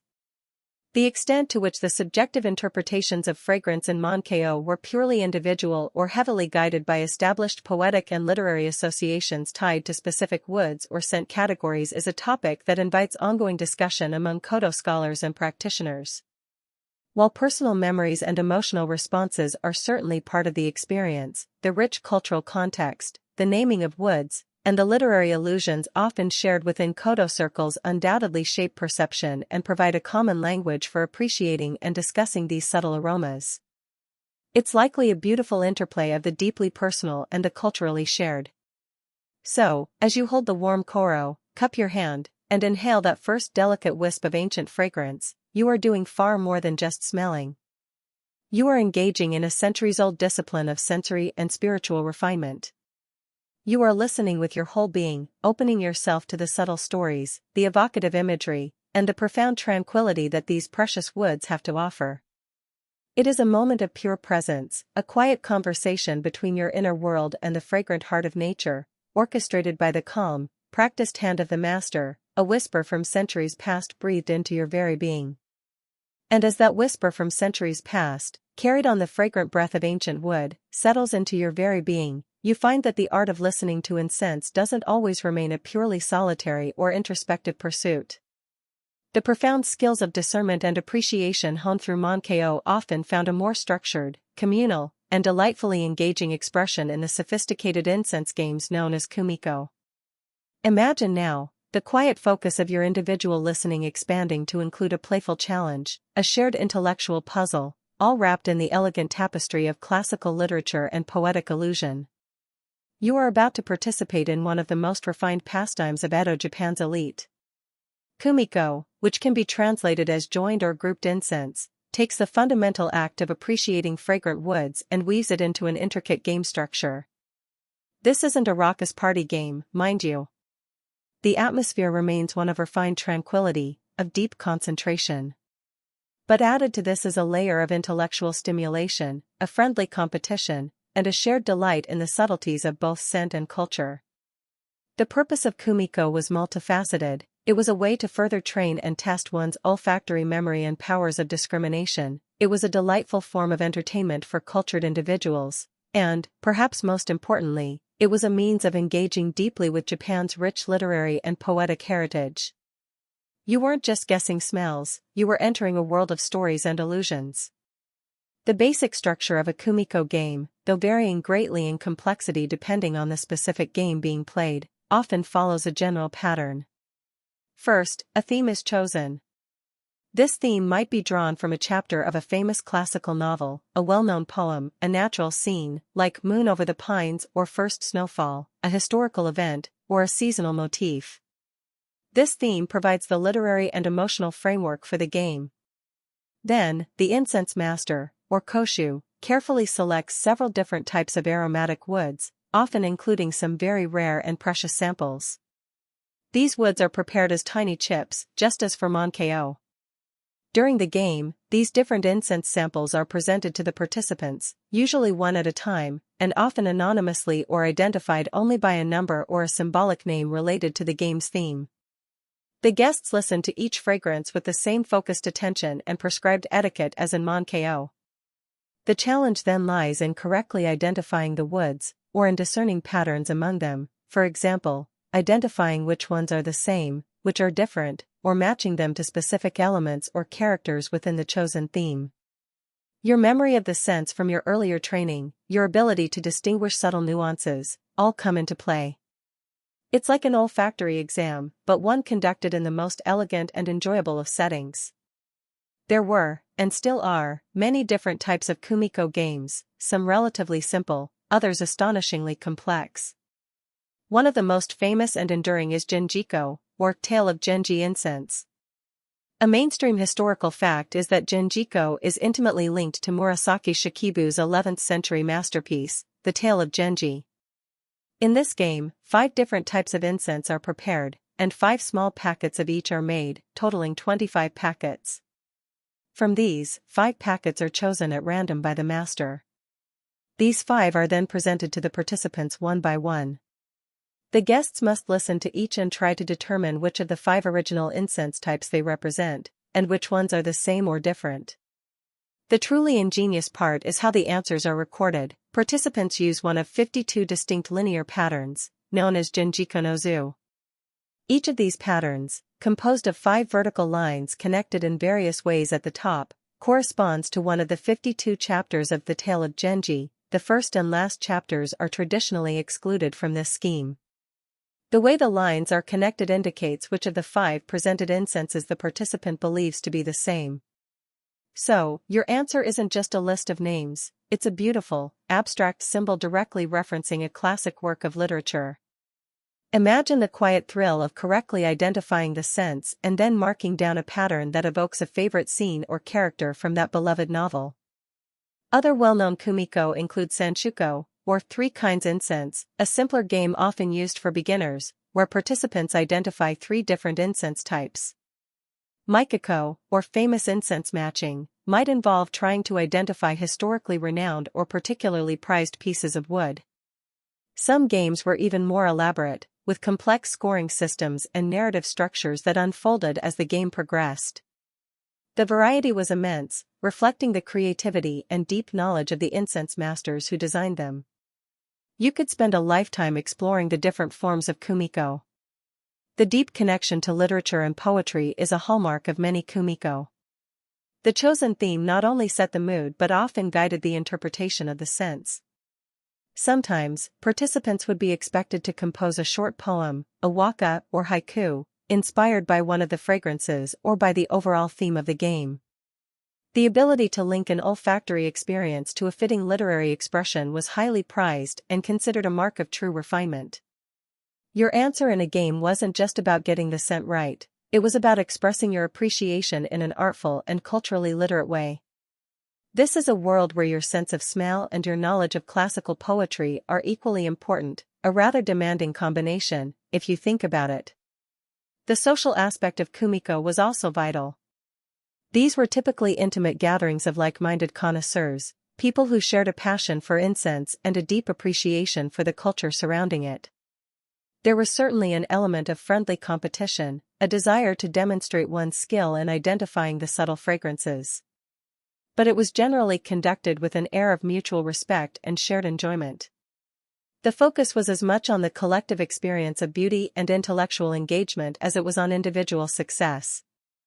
These were occasions for quiet fellowship, for deepening one's understanding of the art in the company of others who truly appreciated its subtleties. You might learn as much from the poetic answers of your fellow participants as from the scents themselves.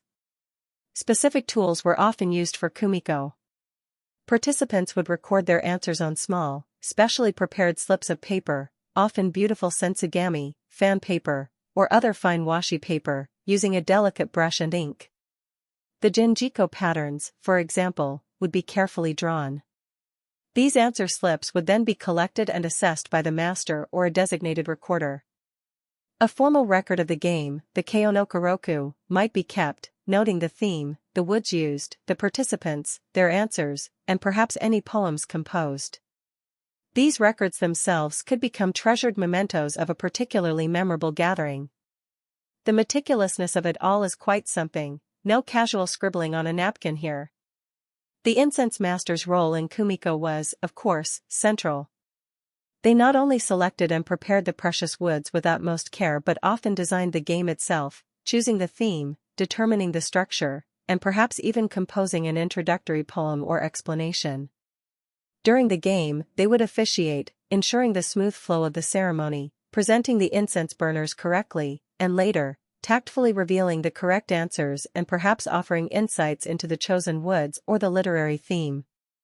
The reveal of the correct answers and the winning patterns or poems would be done with grace and tact, often accompanied by explanations that further enriched the participants' understanding and appreciation. The joy was not just in being right, but in learning more about the profound depths of the fragrances and their cultural resonances. The atmosphere during kumiko, while still imbued with the characteristic quietude and refinement of koto, would have an added layer of focused intellectual engagement and playful anticipation.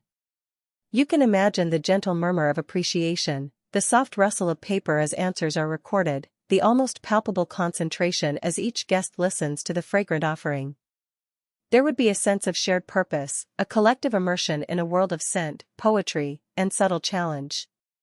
It's a far cry from a boisterous board game night, but the underlying enjoyment of a well-crafted game, shared with congenial company, is timeless. One rather charming quirky tidbit is that the intricate linear patterns used to record the answers in genjiko, the genjiko no zu, became so aesthetically pleasing and culturally significant in their own right that they transcended the world of incense. These 52 unique symbols began to be used as decorative motifs on a wide range of objects, including kimono fabrics, lacquerware boxes, ceramics, and even as designs for mon, or family crests.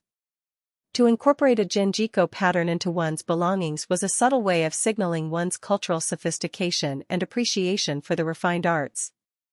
So, a pattern originally designed to record an olfactory guess became a visual symbol of high culture. The exact origins of some of the more complex kumiko games, and the intricate rules and literary associations that govern them, are sometimes subjects of scholarly debate. While some games have clearly documented creators or points of origin, others seem to have evolved more organically over time, shaped by the collective creativity of generations of incense masters and literary figures. Some scholars suggest a gradual evolution from simpler identification exercises in earlier periods, while others point to specific creative innovations during the cultural flourishing of the Muromachi or Edo periods. It's a testament to the living, evolving nature of the tradition.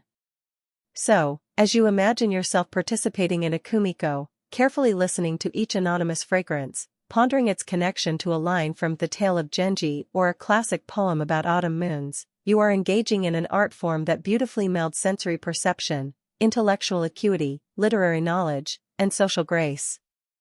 It's a game where winning is less important than the shared experience of beauty and the deepening of one's appreciation for the profound, almost magical, world of scent.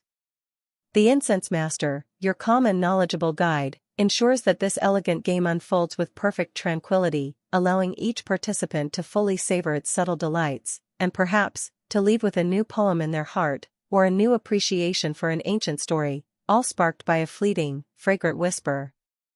And as that fleeting, fragrant whisper from the elegant kumiko game settles in your mind, carrying with it echoes of poetry and shared discernment, you become aware that the journey of incense in Japan does not end in the refined chambers of art connoisseurs. Indeed, its origins, and one of its most enduring roles, lie in realms even more profound, more ancient, the sacred spaces where humanity seeks connection with the divine. You now find yourself drawn towards the serene precincts of temples and shrines, to observe how incense perfumes these hallowed grounds and plays its vital part in spiritual rites. This is where fragrance transcends art and becomes a direct offering, a purifier, a conduit to the numinous. Remember, the very introduction of aromatic woods to Japan in the 6th century, as we've briefly touched upon, came hand in hand with the arrival of Buddhism from the Asian mainland. Those first precious pieces of aloeswood and sandalwood were not initially intended for elegant games or aesthetic appreciation alone, they were sacred substances, brought to be burned as offerings before newly enshrined statues of the Buddha and Bodhisattvas, to purify the nascent temple grounds, and to create an atmosphere conducive to prayer and meditation. This ancient, sacred root of incense use underpins all its later artistic developments. You are, in essence, returning to the source of the fragrant river. Imagine stepping into the dimly lit, hallowed interior of a centuries-old Buddhist temple. The air is cool and still, thick with the accumulated scent of countless incense offerings burned over generations. It's a complex, layered aroma, perhaps the sweet, woody notes of sandalwood, the deeper, more resinous fragrance of aloeswood, mingled with the subtle smokiness from continuously burning incense sticks or cones. This is not the focused, analytical listening of a kodo ceremony, this is an immersive, atmospheric scent, designed to transport you, to quiet the worldly chatter in your mind, and to signal your entry into a sacred domain. This olfactory welcome might be accompanied by the low, resonant chanting of sutras by monks, the occasional deep thrum of a temple gong, or the soft shuffle of feet on wooden floors, all combining to create a deeply immersive spiritual atmosphere. A mainstream historical fact is that incense, or ko, has remained a fundamental offering in Japanese Buddhist ceremonies for well over 1,000 years. It is used to purify the ritual space and the participants, to honor the Buddha, Bodhisattvas, and ancestral spirits, and to aid practitioners in achieving a state of meditative calm and focus. Before the main altar, perhaps adorned with a serene, gilded statue of the Buddha, you would almost invariably see incense burners, or koro, though these might be larger, more robust bronze or brass vessels compared to the delicate ceramic ones used in kodo. Here, devotees light sticks of incense, osenko, or offer pinches of powdered incense, shoko or mako, onto smoldering charcoal. The act of offering incense is a gesture of reverence, of prayer, of remembrance. As the fragrant smoke curls upwards, it is often seen as carrying one's prayers and intentions towards the heavens, or to the realm of the enlightened beings. It's a visual and olfactory symbol of aspiration and devotion. You watch as a devout pilgrim, perhaps an elderly woman in simple, dark clothing, bows her head, lights a bundle of incense sticks, and places them in a large communal burner already overflowing with the sandy ash and the stubs of previous offerings. Her gesture is simple, heartfelt, a quiet communication with the divine, perhaps a prayer for health, for a loved one, or for a peaceful afterlife. A young man in samurai attire might make a similar offering, his prayer perhaps for success in his endeavors or for the well-being of his lord. The motivations are varied, but the act of offering incense is a common thread. Incense also plays a crucial role in Buddhist funerary rites and ancestral veneration. It is offered to the deceased to guide their spirit, to purify the surroundings, and as a continuing act of remembrance and respect from the living. At household Buddhist altars, or butsudan, families will typically light incense daily as an offering to their ancestors, maintaining a fragrant link between the world of the living and the realm of the departed. This practice imbues incense with deep emotional and familial significance, far beyond its aesthetic qualities. Now, let's turn our gaze towards the world of Shinto, Japan's indigenous religion, with its reverence for kami, the myriad spirits inhabiting natural phenomena, ancestors, and even objects. While the primary purification rituals in Shinto traditionally involve water, salt, and ritual waving of a purification wand, haragushi, incense also found its place, often through centuries of syncretic blending between Shinto and Buddhist practices, a phenomenon known as Shinbutsu Shugo. You might find incense being burned at some Shinto shrines, particularly those with strong historical links to Buddhist institutions. The types of aromatics used here might sometimes differ, perhaps favoring simpler, more locally sourced fragrant woods like cedar, sugi, or pine, matsu, whose clean, resinous scents evoke the purity of the natural world so central to Shinto belief. The precise nature and extent of incense use in ancient Shinto rituals prior to significant Buddhist influence is a subject of some debate among scholars. Some argue for indigenous practices of burning aromatic woods or herbs for purification or to attract benevolent kami, while others see most formal incense use in shrines as a later syncretic development, adopted and adapted from Buddhist traditions. Regardless of its specific origins in each tradition, the role of incense as a purifier, or kaiom, is a recurring theme. Fragrant smoke was believed to cleanse spaces of negative influences or impurities, making them suitable for sacred rites or important undertakings. Before a significant ceremony, a priest might cense the area, wafting incense smoke to create a purified, consecrated environment. Individuals, too, might use incense smoke to purify themselves.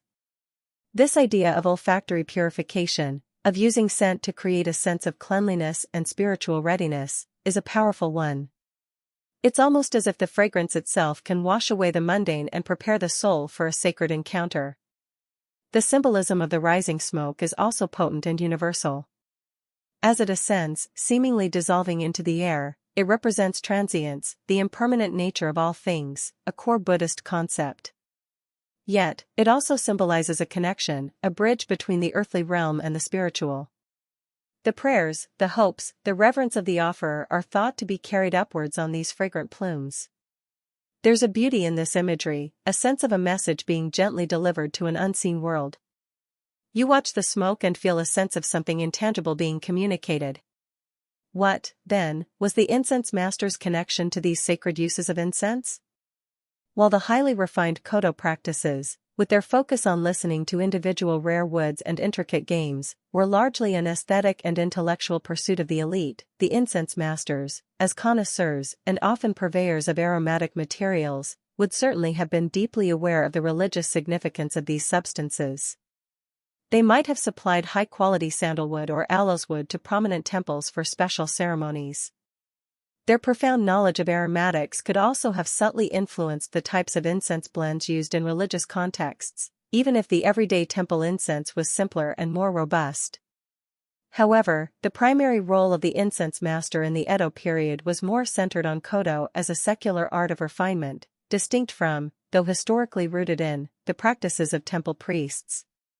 There were different spheres of expertise, though both shared a deep reverence for the power of fragrance. The deep reverence shown for the aromatic woods within the Kodo ceremony, even when practiced as a secular art, undoubtedly carried echoes of this long history of sacred use. The preciousness of aloes wood and sandalwood was amplified by their centuries-long association with Buddhist ritual and spiritual awakening. Thus, even when listening to incense in an aesthetic game, there might have been an underlying awareness, a subtle acknowledgement, of the wood's more ancient, divine connections. At a more personal level, beyond the grand temples and shrines, individuals in Edo Japan often incorporated incense into their private devotional practices. As mentioned, the Butsudan, or household Buddhist altar, was a common feature in many homes. Here, family members would offer prayers, food, flowers, and, almost invariably, incense to honor their ancestors and deceased loved ones.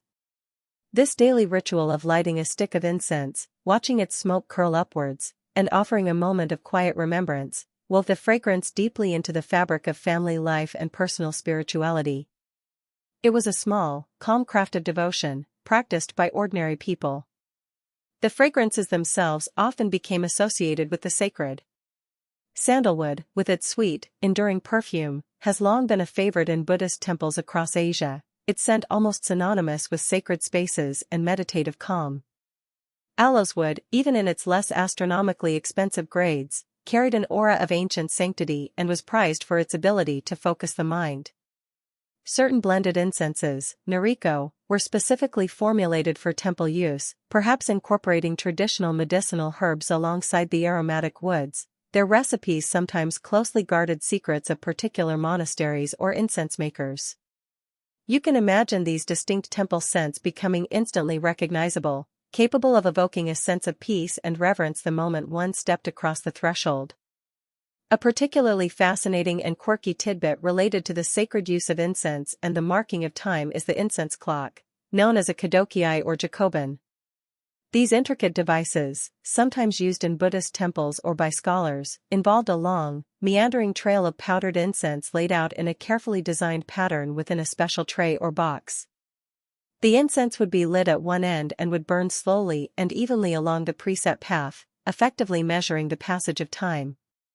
Sometimes, different types of powdered incense, with distinct fragrances, would be used for different segments of the trail. As the burning incense reached a new segment, the change in fragrance would subtly signal to those engaged in long meditation sessions or extended ceremonies that a certain period had passed, or that a new stage of the ritual was beginning.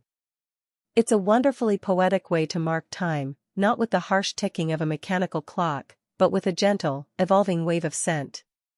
So, you see, the whiff of the divine was an ever-present current in the aromatic air of Edo Japan. From the grandest temple ceremonies to the humblest household altar, incense served as a bridge between the material and the spiritual, a means of purification, an offering of devotion, and a facilitator of inner calm. While the incense master, in their dedicated pursuit of Kodo, explored the aesthetic and intellectual dimensions of fragrance with unparalleled refinement, the spiritual power of these ancient scents resonated throughout society, perfuming the sacred moments and daily devotions of a people deeply connected to both the visible and the unseen worlds. The smoke of incense was a constant, fragrant reminder of something larger than oneself, its tendrils connecting the earthly to the ethereal, the momentary to the eternal. And as those fragrant tendrils connect the earthly to the ethereal, you find that this profound appreciation for incense was not confined solely to the serene cloisters of temples or the quiet chambers of poets and scholars. It also permeated the lives of a class renowned for its martial prowess and unwavering discipline, the samurai.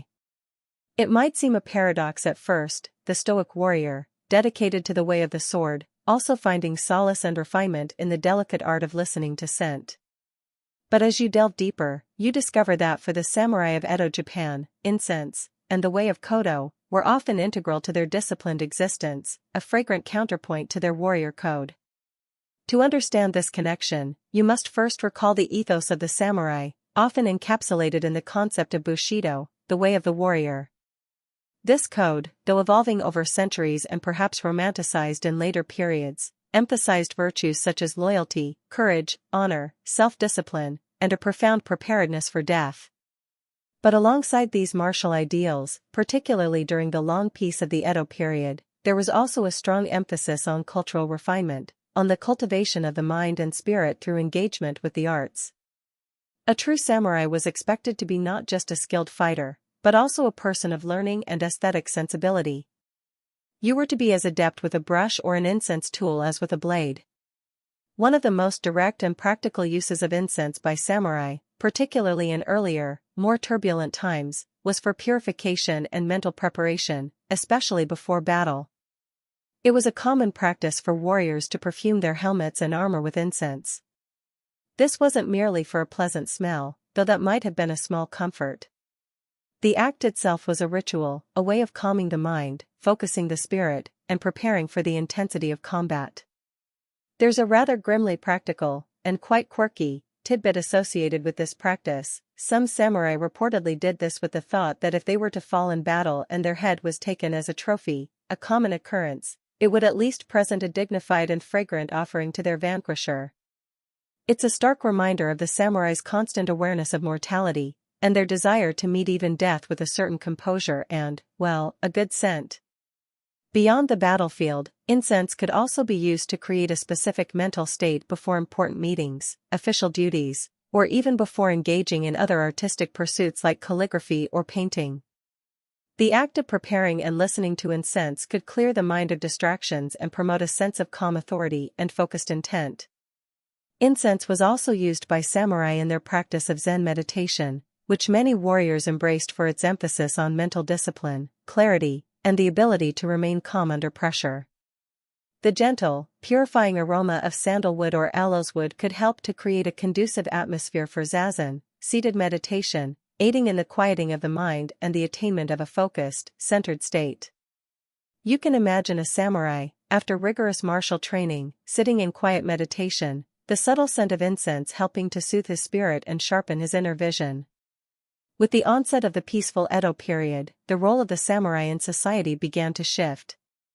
With few actual battles to fight, their martial skills became more formalized, and their energies were increasingly directed towards administrative duties and cultural pursuits. It was during this era that kodo, alongside the tea ceremony and other refined arts, became particularly popular among the samurai class. A mainstream historical fact is that samurai were encouraged to engage in these bujai hyapan, often translated as the 18 martial arts, though the concept more broadly encompassed the ideal of a warrior accomplished in both martial and cultural disciplines. Kodo, with its emphasis on discipline, discernment, etiquette, and an appreciation for subtle beauty, resonated deeply with the samurai ethos. It offered a different kind of training, a way to cultivate inner stillness and aesthetic sensitivity that was seen as complementary to their martial training. The Shinno-ryu school of Kodo, as we've noted, is often particularly associated with the samurai class. Its style, sometimes described as more direct or austere compared to the courtly elegance of the Oiryu, perhaps appealed to the warrior's appreciation for unadorned strength and focused simplicity. Samurai would attend kodo gatherings, participate in incense games, and some even became renowned incense masters themselves. It was a mark of a truly cultured warrior, someone who could appreciate the subtle fragrance of kiara as much as the balance of a fine sword. You might find a stern-faced samurai, known for his prowess in the dojo, now sitting with perfect composure, delicately listening to an incense burner, his keen senses, usually attuned to the slightest movement of an opponent, now focused entirely on the nuances of a fleeting aroma. Kodo may also have played a role in the education and upbringing of young samurai. Learning its intricate etiquette, its literary allusions, and the discipline of olfactory discernment would have been considered a valuable part of cultivating a refined character, instilling an appreciation for tradition and subtlety from an early age. It was one of the many ways a young warrior was taught to balance martial prowess with cultural grace. The symbolism of certain aromatic woods might also have held particular appeal for the samurai. Remember the Rikikugomi classification? One of the types of aloes wood, rikoku, was often described as having a sharp, pungent, and sometimes even slightly bitter or animalic fragrance, its character likened to that of a samurai, direct, strong, and perhaps a little austere. Listening to rikoku might have been a way for a warrior to connect with an olfactory representation of their own idealized identity. Incense would have also found its way into the daily life of samurai households, beyond formal kodo ceremonies. It might be used to perfume reception rooms when guests were expected, creating an atmosphere of refined hospitality. A samurai might burn a favorite incense in his private study while reading classical texts or practicing calligraphy, the fragrance aiding concentration and fostering a contemplative mood. His wife and daughters, too, would likely have been skilled in the appreciation of incense, perhaps using it to perfume their clothing or personal spaces. The presence of fine incense was a subtle indicator of a household's cultural sophistication and adherence to traditional aesthetic values. It was part of the sensory landscape of a well-ordered samurai life. This appreciation for the delicate and ephemeral art of incense presents a fascinating duality when contrasted with the often rougher, more martial aspects of samurai life. The warrior, trained for conflict and conditioned to face death, also cultivated a deep sensitivity to beauty, to poetry, and to the subtle messages of fragrance. This wasn't seen as a contradiction, but rather as a mark of a complete and well-rounded individual. The ability to appreciate the fleeting beauty of a cherry blossom, or the nuanced aroma of a rare wood, was thought to enhance, rather than diminish, the warrior's spirit. It fostered an awareness of transience, which could paradoxically strengthen their resolve in the face of life's uncertainties. It's a beautiful testament to the idea that strength and sensitivity can, and perhaps should, coexist. The great daimyo, the powerful feudal lords who ruled over their own domains, also played a significant role in the patronage and promotion of kodo. Many daimyo were themselves accomplished practitioners of the art, hosting lavish incense gatherings, collecting rare woods, and patronizing skilled incense masters and artisans who crafted the exquisite kodogu. Their courts became centers of cultural refinement, and their enthusiasm for kodo helped to spread its practice and elevate its status throughout their territories. To be invited to a daimyo's kokai was a significant honor and an opportunity to participate in the highest levels of aesthetic appreciation. Imagine the subtle political and social currents that might flow through such an event, even amidst the shared focus on fragrance. The degree to which the practice of kodo among the samurai class during the long peace of the Edo period was a genuinely deep spiritual or aesthetic pursuit, versus being primarily a means of social signaling and fulfilling the societal expectations of a cultured warrior, is, as with many aspects of historical motivation, a point of ongoing discussion among historians. For some, it undoubtedly became a performative aspect of their status, a way to display their refinement. Yet, for many others, it seems clear that kodo offered a genuine path to inner discipline, a source of profound aesthetic pleasure, and a meaningful connection to a rich cultural and philosophical heritage. The truth, as is often the case, likely lies in a spectrum of individual experiences and motivations. There were probably those who just went through the motions, and those for whom each fragrant wisp was a deeply moving experience. And for the older, perhaps retired samurai, who had seen his share of the world's turmoil or the demands of service, kodo could offer a particular solace, a quiet and contemplative pursuit for his later years. In the gentle appreciation of fragrance, he might find a peaceful reflection on the passage of time, the beauty of nature, and the enduring values of his culture. The subtle smoke could carry memories and evoke a lifetime of experiences, all distilled into a moment of serene contemplation. So, as you picture the samurai of Edo Japan, don't just see the stern warrior with his swords. Imagine him also in a quiet room, his armor set aside, his mind focused, delicately holding an incense burner, listening with an intensity and discernment that he might otherwise reserve for the battlefield. See him appreciating the subtle shift in a fragrance, perhaps composing a poem in response, finding in the ephemeral scent of aloeswood a reflection of his own disciplined spirit and his deep engagement with the culture of his time. The way of incense and the way of the warrior, in this unique historical moment, found a remarkable, fragrant harmony, a testament to the complex and refined spirit of an era.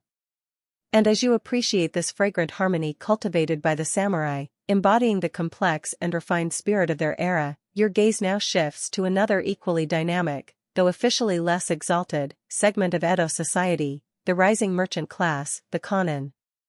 While the samurai might have set the traditional standards for cultural pursuits, it was often the wealth and ambition of these townsmen that fueled the vibrancy and popularization of the arts, including the subtle world of incense. You are about to see how the merchant's perfume was not just a pleasant aroma, but a statement of aspiration, a symbol of newfound status, and a key ingredient in the flourishing urban culture of Edo Japan. Remember the rigid social hierarchy of the Tokugawa period, samurai at the top, followed by farmers and artisans, with merchants technically occupying the lowest rung of this four-tiered system. However, this official status belied a growing economic reality. A mainstream historical fact of Edo Japan is that the kanin, particularly the wealthy merchants and master artisans concentrated in burgeoning cities like Edo, Osaka, and Kyoto, accumulated significant financial power. Peace fostered commerce, And these townsmen were at the heart of it, dealing in rice, sake, timber, textiles, and, yes, even the precious aromatic woods we've been discussing. While their political influence might have been curtailed, their economic clout was undeniable, and with it came a desire for the cultural trappings of the elite. You can imagine a prosperous silk merchant or a successful lumber dealer. He might have a fine house, a thriving business, and a comfortable lifestyle, but he yearns for something more, the respect and recognition that came with cultural refinement. He sees the samurai and the old aristocracy engaging in elegant pastimes like the tea ceremony, flower arranging, and kodo, and he aspires to do the same. For the ambitious Kanin, adopting these arts was a way to demonstrate their sophistication, to elevate their social standing, and to participate in a world of aesthetic pleasure previously beyond their reach. It was a way of saying, I may be a merchant, but I too possess a cultivated soul. Incense, with its luxurious materials and its association with both spiritual depth and aristocratic taste, held a particular allure. Wealthy merchants, with their access to capital, were often in a prime position to acquire rare and expensive aromatic woods, sometimes even outbidding less affluent samurai. They became not just consumers but also important players in the trade of these precious commodities. Their shops might stock fine aloeswood and sandalwood alongside silks and ceramics. You can picture a discerning merchant carefully examining a newly arrived shipment of ginkgo, his trained nose assessing its quality, his mind calculating both its fragrant potential and its market value. It was both passion and profit. But did the merchants practice kodo in precisely the same way as the samurai or the court nobles? Perhaps not always. While many undoubtedly approached the art with genuine reverence and a desire for its deeper spiritual and aesthetic benefits, the emphasis might have subtly shifted. For some, kodo could also be a powerful tool for social networking, a way to cultivate relationships with influential clients or to display their wealth and taste in a socially acceptable manner. A lavishly appointed incense gathering, featuring exceptionally rare woods and exquisite utensils, could certainly enhance a merchant's reputation and open doors in a society that valued such cultural accomplishments. You might find the conversation at a merchant's kokai subtly weaving in hints of successful business ventures alongside poetic appreciations of the fragrance. A little less about austere discipline, perhaps, and a little more about elegant enjoyment and the subtle art of connection. Incense also played a significant role in the merchant households themselves. Beyond formal kodo ceremonies, fine incense would be used to perfume the main reception rooms, welcoming guests and creating an atmosphere of prosperity and good taste. The scent of quality aloeswood wafting from a merchant's home was a clear, if unspoken, signal of his success and refinement. His wife and daughters, too, would be expected to be knowledgeable about incense, perhaps managing the household's collection of aromatic woods and burners, and using subtler scents to perfume their own living quarters or their kimonos. It was part of creating a complete sensory environment that reflected the family's status and cultural aspirations.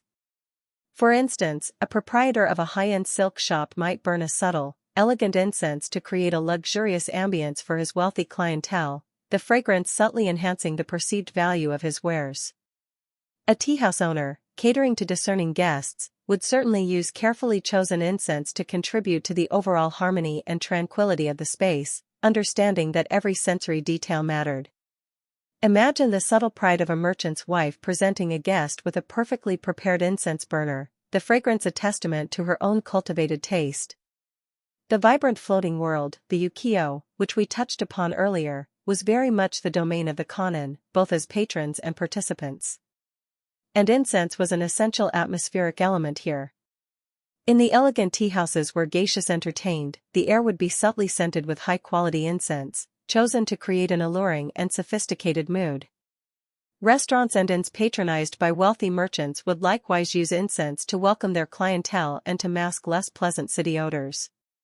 These were not necessarily formal kodo settings, but the appreciation for fine fragrance, and the desire to use it to enhance an experience, were clearly present. The merchants, with their disposable income, fueled this demand for olfactory luxury in the pleasure quarters and entertainment districts. The merchant's perfume was, in this sense, the scent of Edo's thriving urban culture.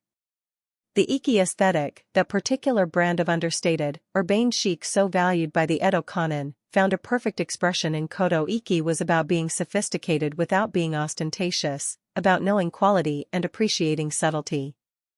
The ability to discern the fine differences between rare woods, to understand the literary allusions in an incense game, or to conduct oneself with quiet grace during a ceremony, all resonated with the ideals of Iki.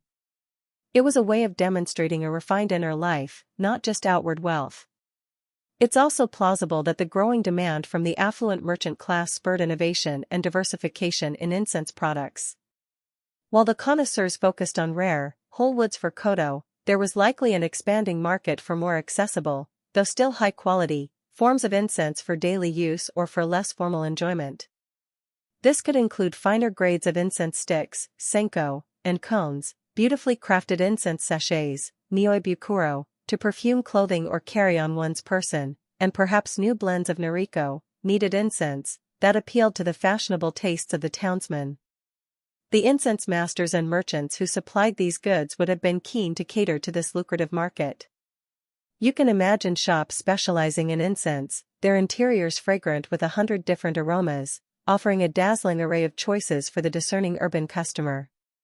This leads to a rather amusing quirky tidbit. As the merchant class eagerly embraced these refined arts, how-to guides and popular illustrated books on etiquette for activities like the tea ceremony and kodo became quite popular. These guides would instruct aspiring townsmen on the correct gestures, the proper terminology, and the appropriate way to appreciate these arts, lest they inadvertently commit a social faux pas and reveal their lack of true breeding. One can imagine an earnest merchant diligently studying such a book, practicing how to hold an incense burner just so, or memorizing poetic phrases to describe a fragrance, all in an effort to appear perfectly sophisticated at his next social gathering. There was a genuine desire to learn, but also, no doubt, a certain anxiety about getting it right and impressing the right people. It's a very human combination of aspiration and insecurity. And while we mentioned the potential for gentle one-upmanship in incense gatherings, kokai, earlier in relation to wealthy individuals, this could be particularly nuanced among merchants. A merchant's kokai might be an occasion to subtly showcase not only his rare incense collection and beautifully crafted kodogu, but also the elegance of his home, the quality of the accompanying refreshments, and his network of culturally astute associates. It was a multi-layered display of taste and resources, where the fragrance itself was the refined centerpiece of a carefully constructed social performance. The competition was rarely overt, but the unspoken assessments of who possessed the most discerning palate, the rarest wood, or the most profound understanding of the art were undoubtedly part of the sophisticated game. The extent to which the merchant class's adoption of kodo was driven by a pure, disinterested appreciation for its profound aesthetic and philosophical depths, versus its undeniable utility as a tool for social climbing, conspicuous consumption, and the forging of useful business connections, remains a nuanced topic of discussion among historians of Edo culture. As with any complex human motivation, it was likely a blend of both. Many merchants undoubtedly developed a genuine passion for the art, finding in its quiet rituals and subtle fragrances a source of profound pleasure and inner peace. For others, the primary appeal might have been its ability to confer status and to provide a refined setting for social and commercial interaction. Often, these motivations would have been inextricably intertwined. After all, what better way to discuss a business deal than over a shared appreciation of a rare piece of chiara, subtly demonstrating both your good taste and your sound financial standing? So, as you observe the world of the Edo merchant, you see incense not just as a spiritual offering or a samurai's discipline, but as a vibrant thread in the fabric of urban commerce and social life. It was a luxury good to be traded, a status symbol to be displayed, an aesthetic pleasure to be savored, and a sophisticated pastime to be cultivated. The Kanen, with their characteristic blend of pragmatism and aspiration, embraced the way of incense in their own fashion, adapting it to their needs and desires, and in doing so, contributing to its enduring vitality and its spread throughout Edo society. The fragrance that once perfumed imperial courts and samurai mansions now also graced the homes and pleasure haunts of the prosperous townsmen, a testament to their rising influence and their passionate pursuit of a refined and beautiful life, often finding in the ephemeral wisp of incense a tangible symbol of their hard-won success and cultivated sensibility. And as you appreciate how the ambitious merchant class embraced incense as a tangible symbol of their success and cultivated sensibility, you might begin to wonder if these fragrant pleasures were solely the domain of the wealthy elite, the samurai, and the connoisseurs of kodo. Did the subtle art of aroma touch the lives of more ordinary folk in Edo Japan? The answer, you'll be pleased to discover, is a resounding, if perhaps more modestly scented, yes. While the exquisite rarity of Chiara aloes wood and the intricate rituals of formal incense games remained aspirational for many, simpler forms of incense did indeed weave their way into the fabric of everyday life, adding their gentle perfume to the daily routines and humble homes of the Edo period. It's important to remember that while the way of incense, kodo, represented the pinnacle of olfactory refinement, the broader appreciation for pleasant aromas was much more widespread. Not everyone could afford to listen to a sliver of centuries-old wood, but many could enjoy the more accessible comfort of a burning incense stick or the subtle fragrance of a personal sachet.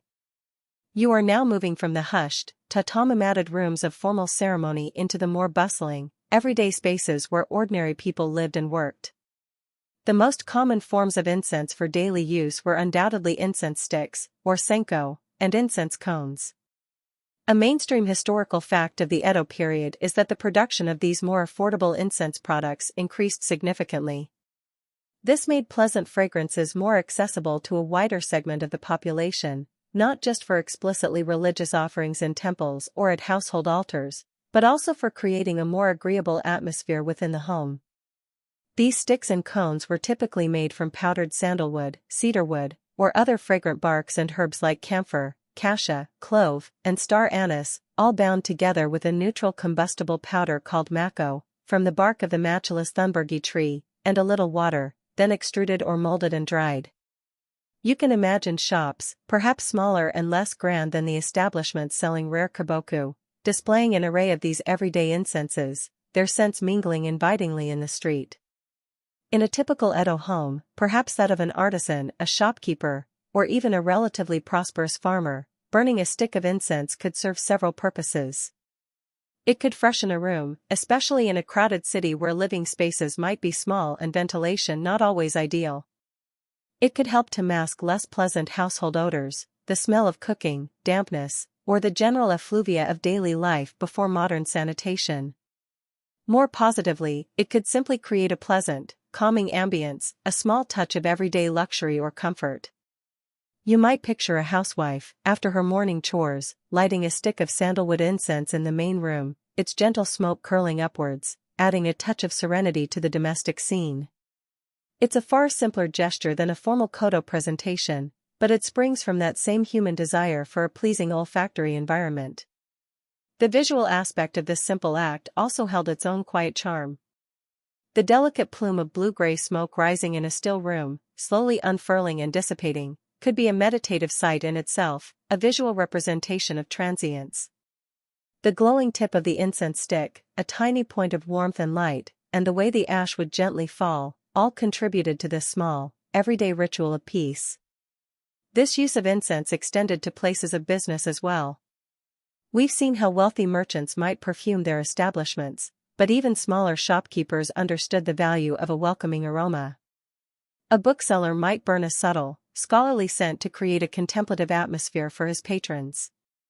A textile shop might use a delicate floral incense to complement the beauty of its silks and cottons. An innkeeper would certainly burn incense to make the rooms more inviting for weary travelers. It was a simple, effective way to enhance the customer experience and perhaps to subtly distinguish one's business from another. You're not just selling goods, you're selling an atmosphere. We've also touched upon incense clocks, the kadokiai or jacobin, in the context of temples. While their more intricate forms were indeed often found in religious or scholarly settings for marking long periods of meditation or study, the principle of using burning incense to measure time was known. Simpler versions or adaptations might have been used in other contexts where a rough measure of time, accompanied by a pleasant fragrance, was desired. It's a wonderfully organic way to perceive time's passage, not through the relentless ticking of gears, but through the gradual consumption of a fragrant material. Imagine working on a craft, knowing that a particular task should be completed by the time the incense stick has burned down to a certain point, a gentle, aromatic timer. Another very personal and widespread use of fragrance was through nyoi bukuro, or scented sachets. These were small bags or pouches, often made from beautiful scraps of silk or brocade, filled with a mixture of finely chopped aromatic woods, herbs, spices, and perhaps some musk or camphor. People would carry these sachets on their person, perhaps tucked into the sleeve of their kimono or hung from their obi, sash, releasing a subtle, personal fragrance as they moved.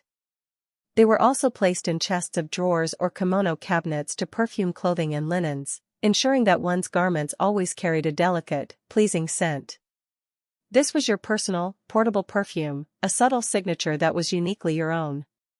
You can imagine someone carefully selecting the ingredients for their sachet, creating a blend that reflected their personality or their mood, a tiny, fragrant charm against the less pleasant smells of the world. The overall sensory landscape of an Edo city or even a village would have been a complex tapestry of smells, and these everyday incenses played their part. Mingling with the aroma of wood smoke from cooking fires, the scent of various street foods, the earthy smell of workshops, and the fragrance of nearby gardens, would be these deliberate additions of pleasant aromas. The collective scent of a neighborhood might be subtly influenced by the incense burned in its homes and shops. And, of course, the more pervasive, sacred aroma emanating from local temples and shrines would often drift through the streets, a constant reminder of the spiritual dimension of life. You are walking through an atmosphere that is alive with a multitude of scents, some accidental, some very much by design. Beyond just creating a pleasant atmosphere, some everyday incenses were also believed to have practical or even mild medicinal benefits, part of a broader folk understanding of well-being. Certain aromatic herbs and woods were thought to help repel insects, a very useful property in the humid Japanese summers. Camphor, for instance, was well known for this. There might also have been beliefs that particular scents could help to calm the nerves, promote sleep, or even ward off illness or misfortune. These would be distinct from the complex humoral theories guiding Kodo, representing a more grassroots, traditional knowledge of the power of plants and their aromas. A mother might burn a specific type of incense in a room where a child was sleeping, believing it would ensure peaceful rest and good health. While specific local herbs analogous to lavender for calming might have been incorporated into regional incense blends, more universally, the clean scent of pine or cedar, sugi, would have been valued for its refreshing, forest-like aroma, perhaps used to evoke a sense of purity or to dispel stuffiness. Floral notes, perhaps from powdered jasmine or other fragrant blossoms, might have been sought after for a more delicate, uplifting perfume. For many, even the straightforward, honest scent of burning sandalwood would have been a familiar comfort, a reliable and relatively affordable way to bring a touch of everyday elegance into their homes. It was a small indulgence, a way for those who couldn't dream of participating in elaborate kodo ceremonies to still partake in the broader cultural appreciation of fragrance. A rather charming quirky tidbit is the practice some individuals had of using specific, often simpler, incense blends to subtly perfume their letters or books. A scholar might tuck a small sachet of his favorite incense between the pages of a beloved text, so that each time he opened it, a familiar, comforting aroma would greet him. Or, when writing a letter, especially one of a personal or romantic nature, a faint scent could be imparted to the paper, adding an unspoken layer of intimacy and personal touch for the recipient.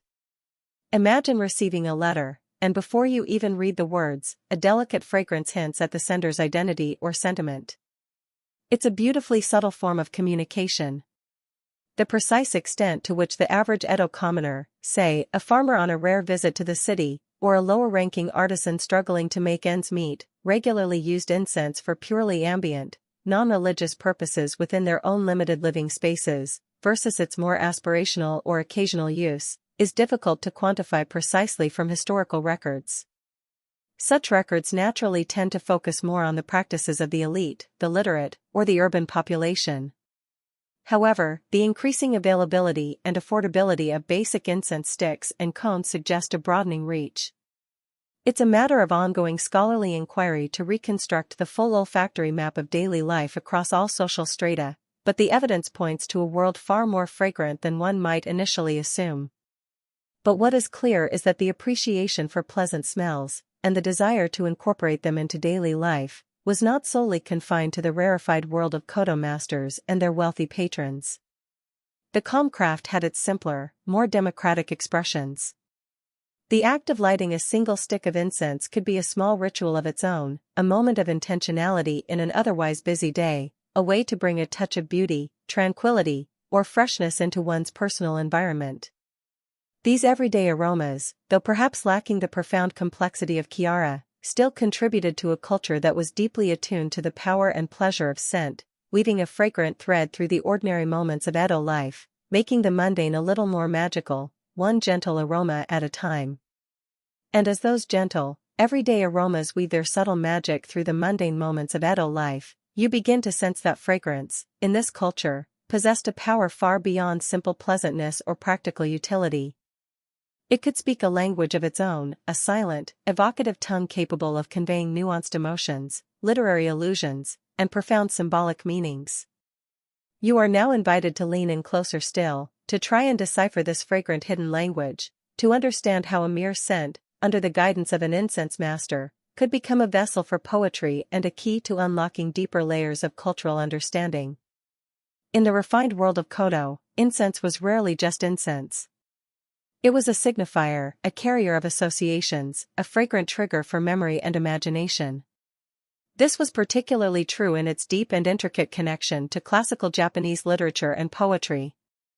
A mainstream historical fact is that a sophisticated appreciation of koto, especially when participating in advanced kumiko games, often presupposed a considerable knowledge of canonical works like The Tale of Genji by Murasaki Shikibu, or famous poetry anthologies such as the Koken Wakashu.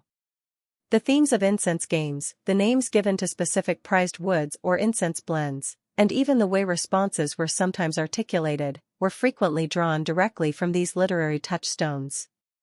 You weren't just smelling wood, you were inhaling a chapter of a beloved novel, a line from a poignant verse.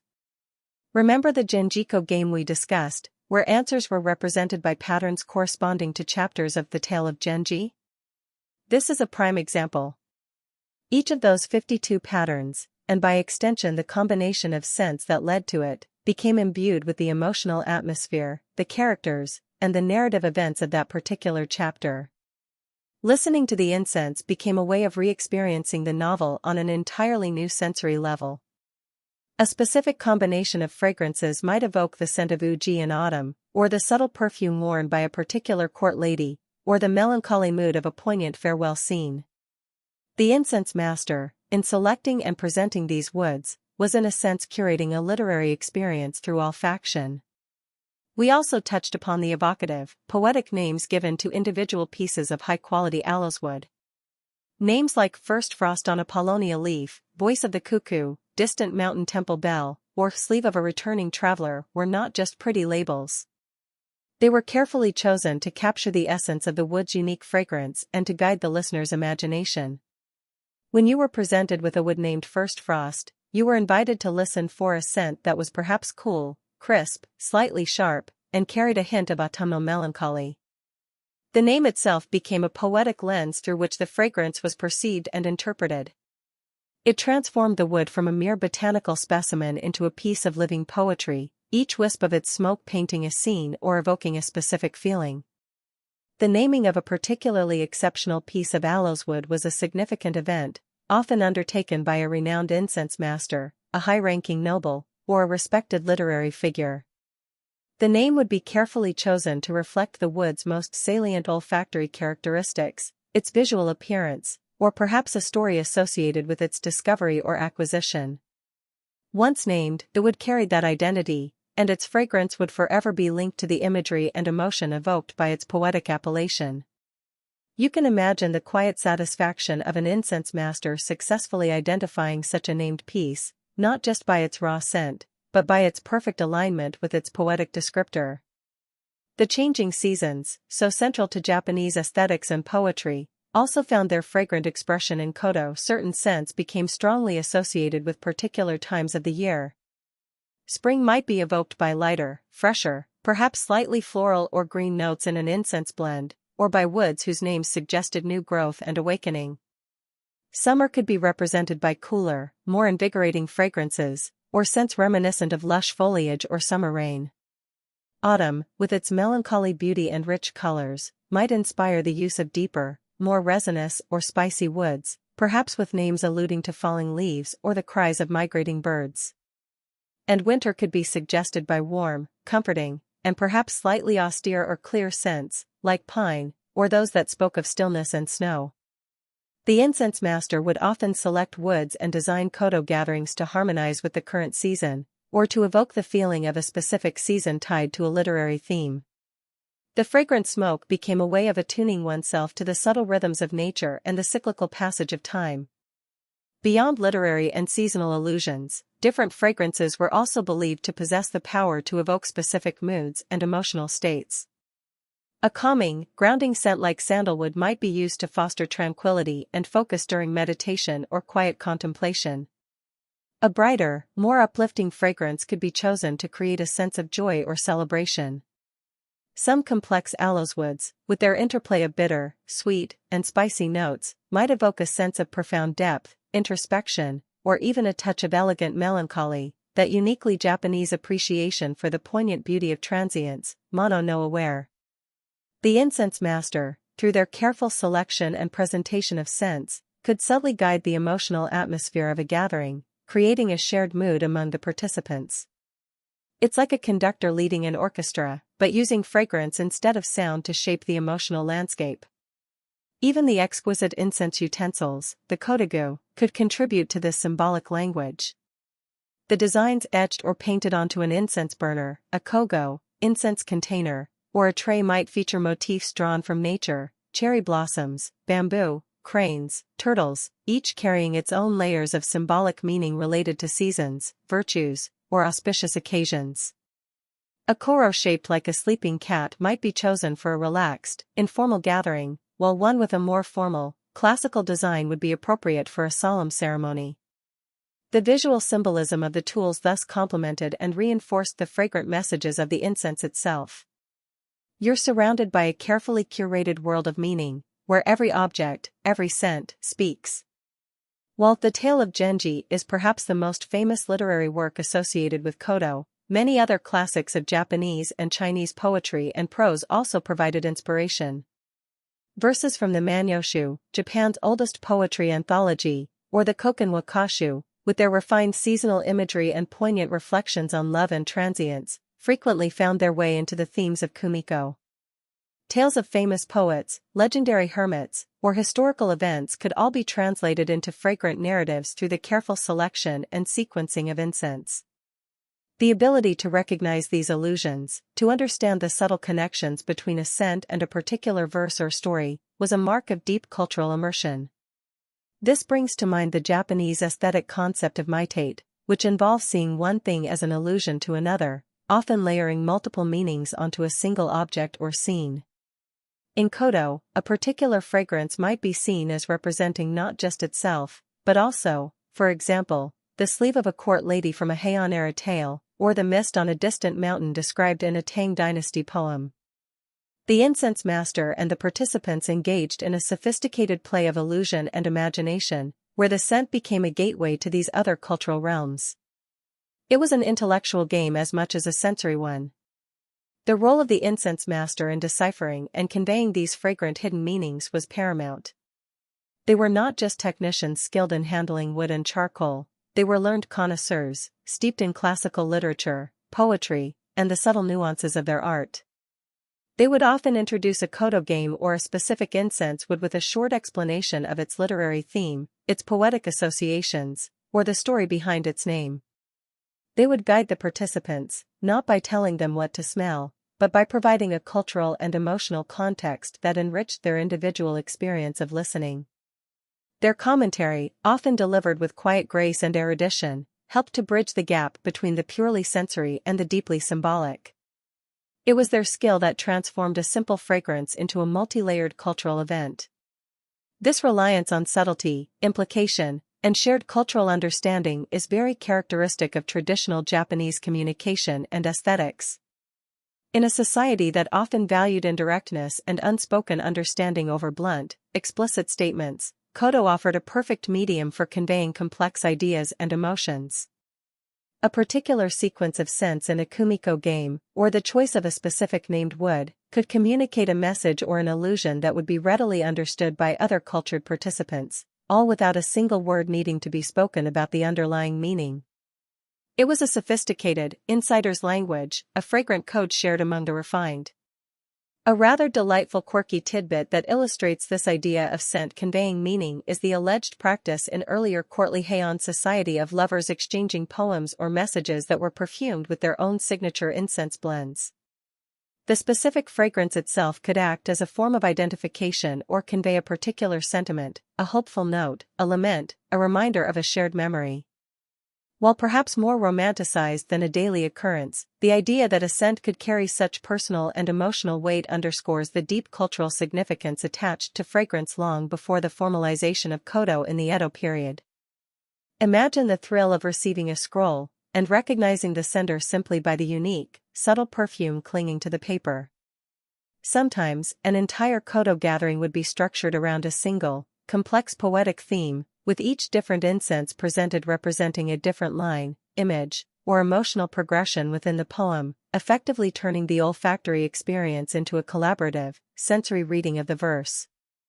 The extent to which all the symbolic meanings attributed to specific incense fragrances, or the literary allusions embedded in kodo games, were universally understood in precisely the same way by every participant, versus being more fluid and subject to individual interpretation or the specific teachings and oral traditions of different kodo schools, is an area that continues to invite exploration for cultural historians.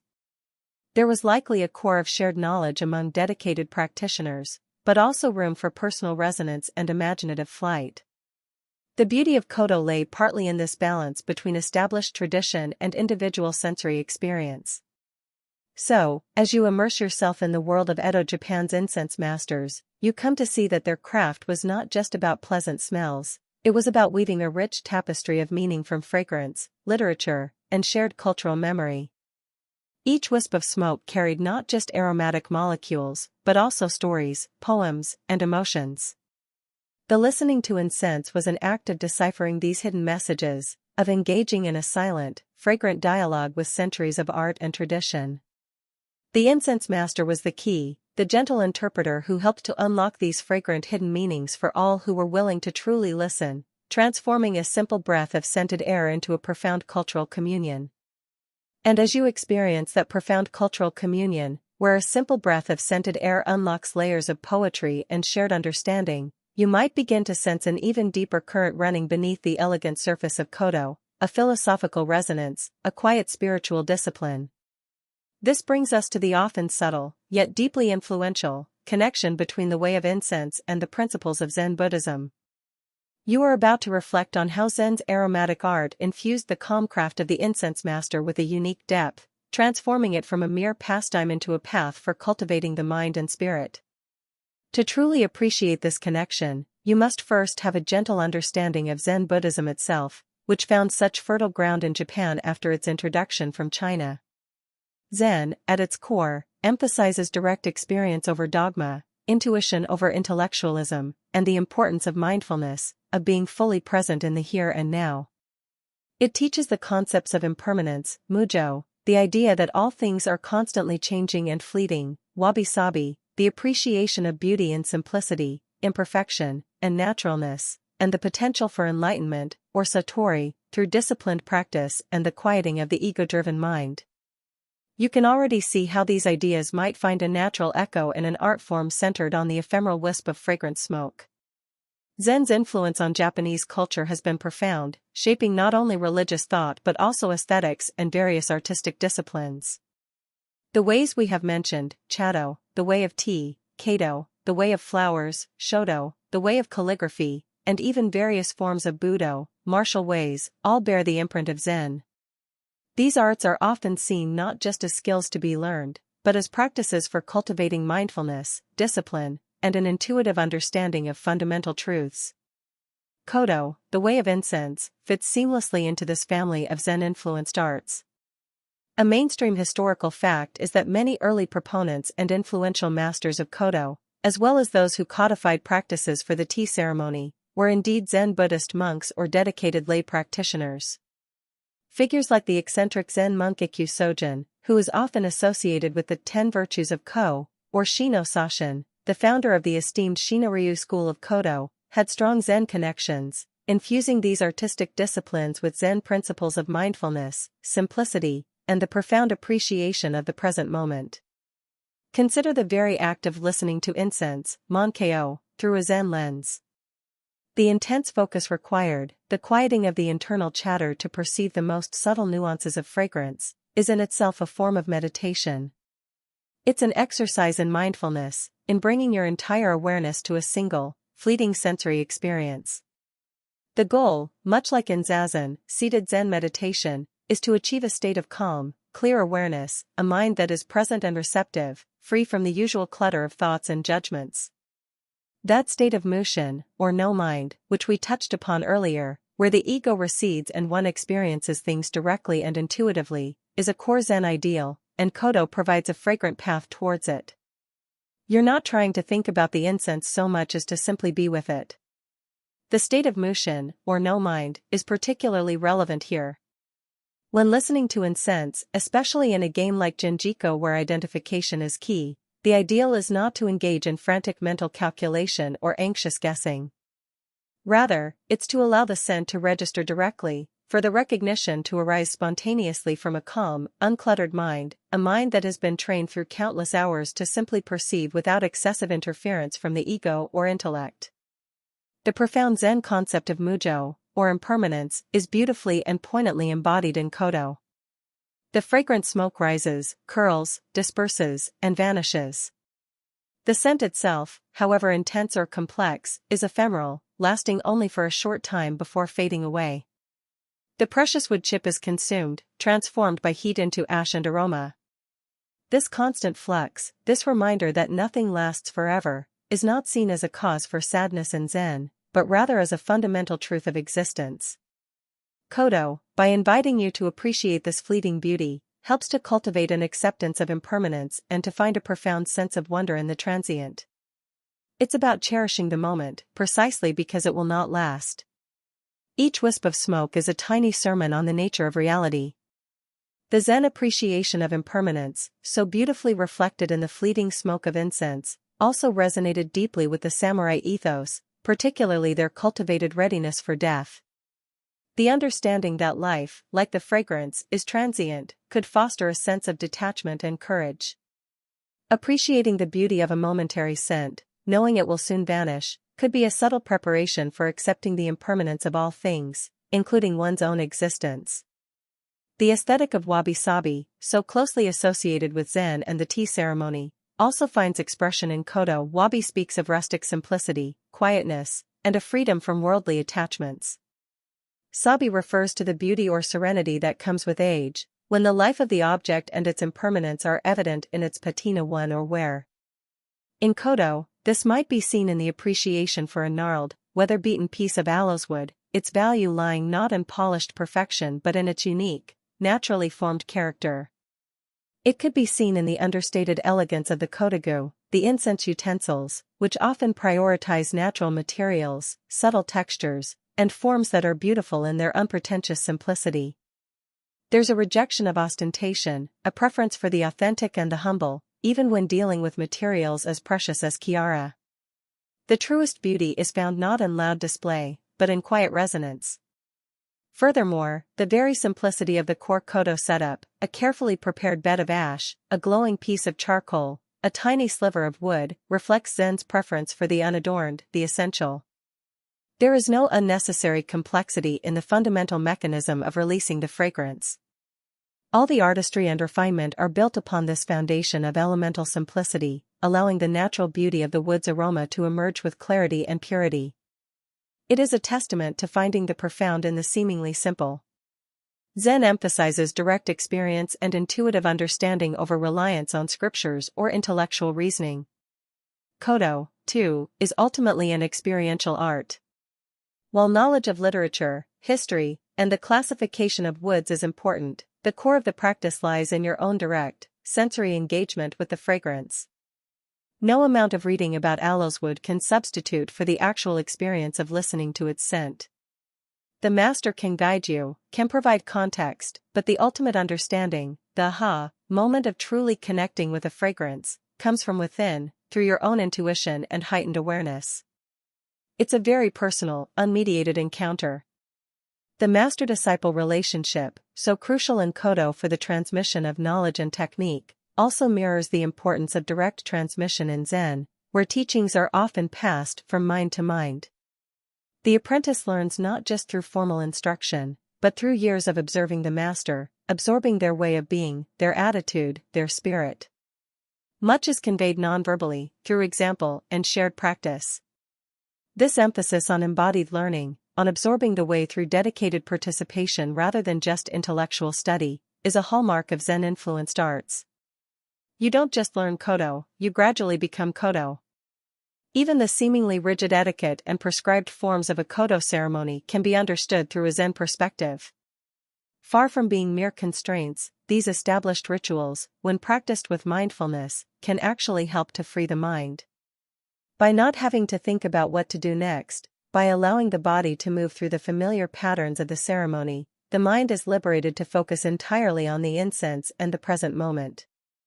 The form becomes a container for freedom, a structure that supports, rather than inhibits, a deeper, more spontaneous experience.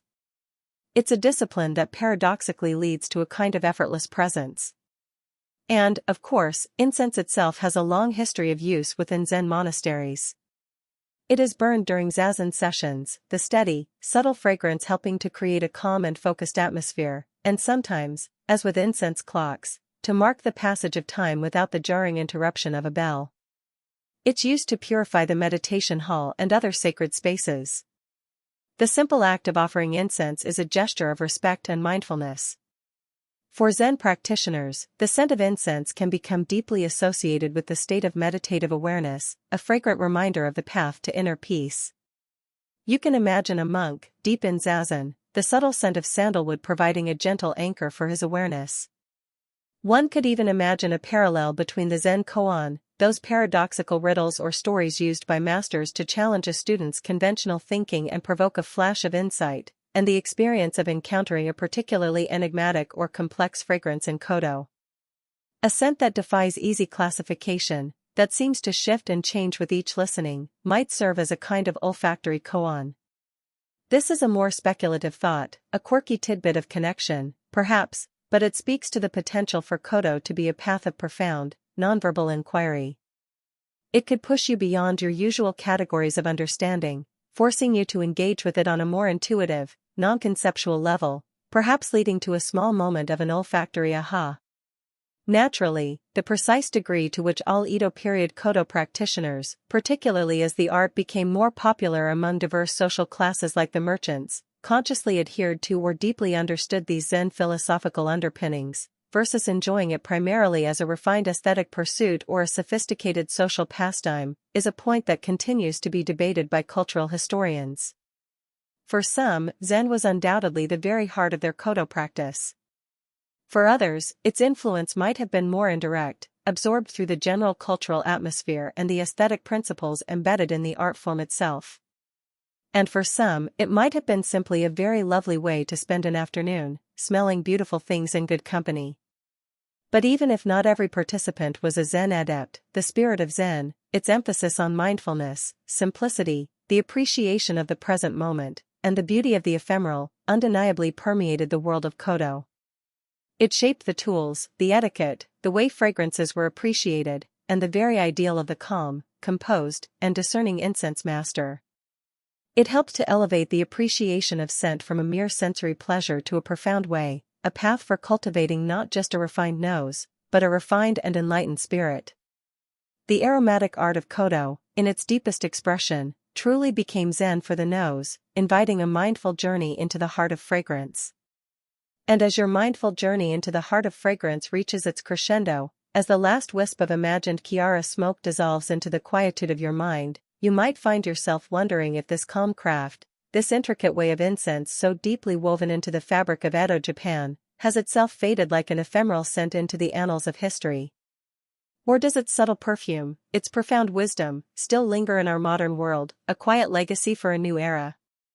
As we gently conclude our exploration, let us see how the refined incense traditions of Edo Japan continue to perfume our contemporary times, often in ways both direct and surprisingly subtle. The most immediate and reassuring answer is that Kodo, the way of incense, is not merely a historical curiosity. It is a living tradition. A mainstream historical fact is that despite the immense social and technological changes that have swept through Japan since the Edo period, through the Meiji Restoration, rapid industrialization, wars, and into the bustling modernity of the 21st century, traditional arts like Kodo have been painstakingly preserved. This continuity is largely thanks to the dedication of lineage holders, the Emoto, or headmasters of the established schools, particularly the Shinoryu and Oiryu, and various cultural organizations committed to safeguarding these precious aspects of Japan's heritage.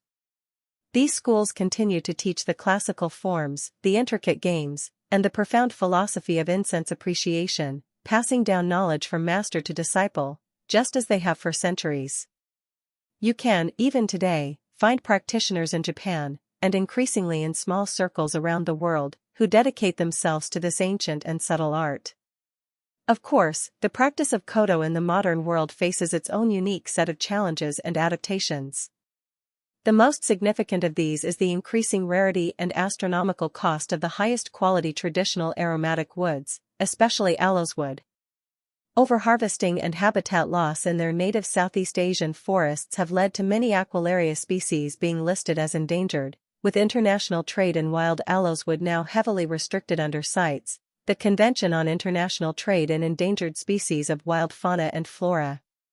This scarcity inevitably impacts the availability of materials for Kodo masters, and practitioners must now be even more meticulous in their use of existing antique wood collections. And there is ongoing research into sustainable cultivation and the potential for high-quality cultivated aloes wood, though it's a slow and uncertain process. You can imagine an incense master today feeling an even greater weight of responsibility, knowing that each tiny sliver of ancient wood they use is almost irreplaceable. Despite these challenges, the allure of Kodo endures. In Japan, you can still find opportunities to experience it, perhaps through a formal demonstration at a cultural center or a temple, or even by participating in an introductory workshop. For those willing to dedicate themselves more seriously, the traditional schools continue to accept students. Internationally, too, interest in Kodo, though still niche, has been slowly growing, as people seek out authentic, mindful practices that offer a respite from the pace and pressures of modern life. The calm, focused attention required for listening to incense holds a timeless appeal. Beyond the formal practice of Kodo, the broader appreciation for incense remains deeply embedded in modern Japanese life. The use of incense sticks, osenko, in Buddhist temples and at household altars, butsudan, for honoring ancestors continues to be a daily ritual for many families. The comforting scent of sandalwood or other familiar temple incenses is a deeply ingrained part of Japan's sensory landscape. And for everyday ambience, modern Japanese incense makers produce an astonishing variety of high-quality incense sticks, cones, and coils, ranging from traditional single-note fragrances to contemporary blends incorporating floral, fruity, or even abstract mood scents. These are used for relaxation, to create a pleasant atmosphere at home or work, or simply for personal enjoyment. The legacy of Edo's aromatic air continues to perfume contemporary Japanese spaces. You might walk into a modern Tokyo apartment and still catch that familiar, calming scent of good quality incense. The profound focus on natural, nuanced fragrances that characterizes Kodo has also, perhaps subtly, influenced the world of modern perfumery and aromatherapy.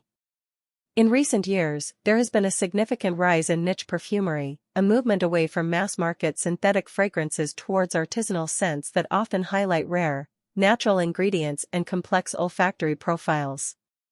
The ingredient oud, which is another name for aloes wood, has become incredibly fashionable in Western high-end perfumery, its deep, resinous, and often animalic notes prized for their uniqueness and luxury.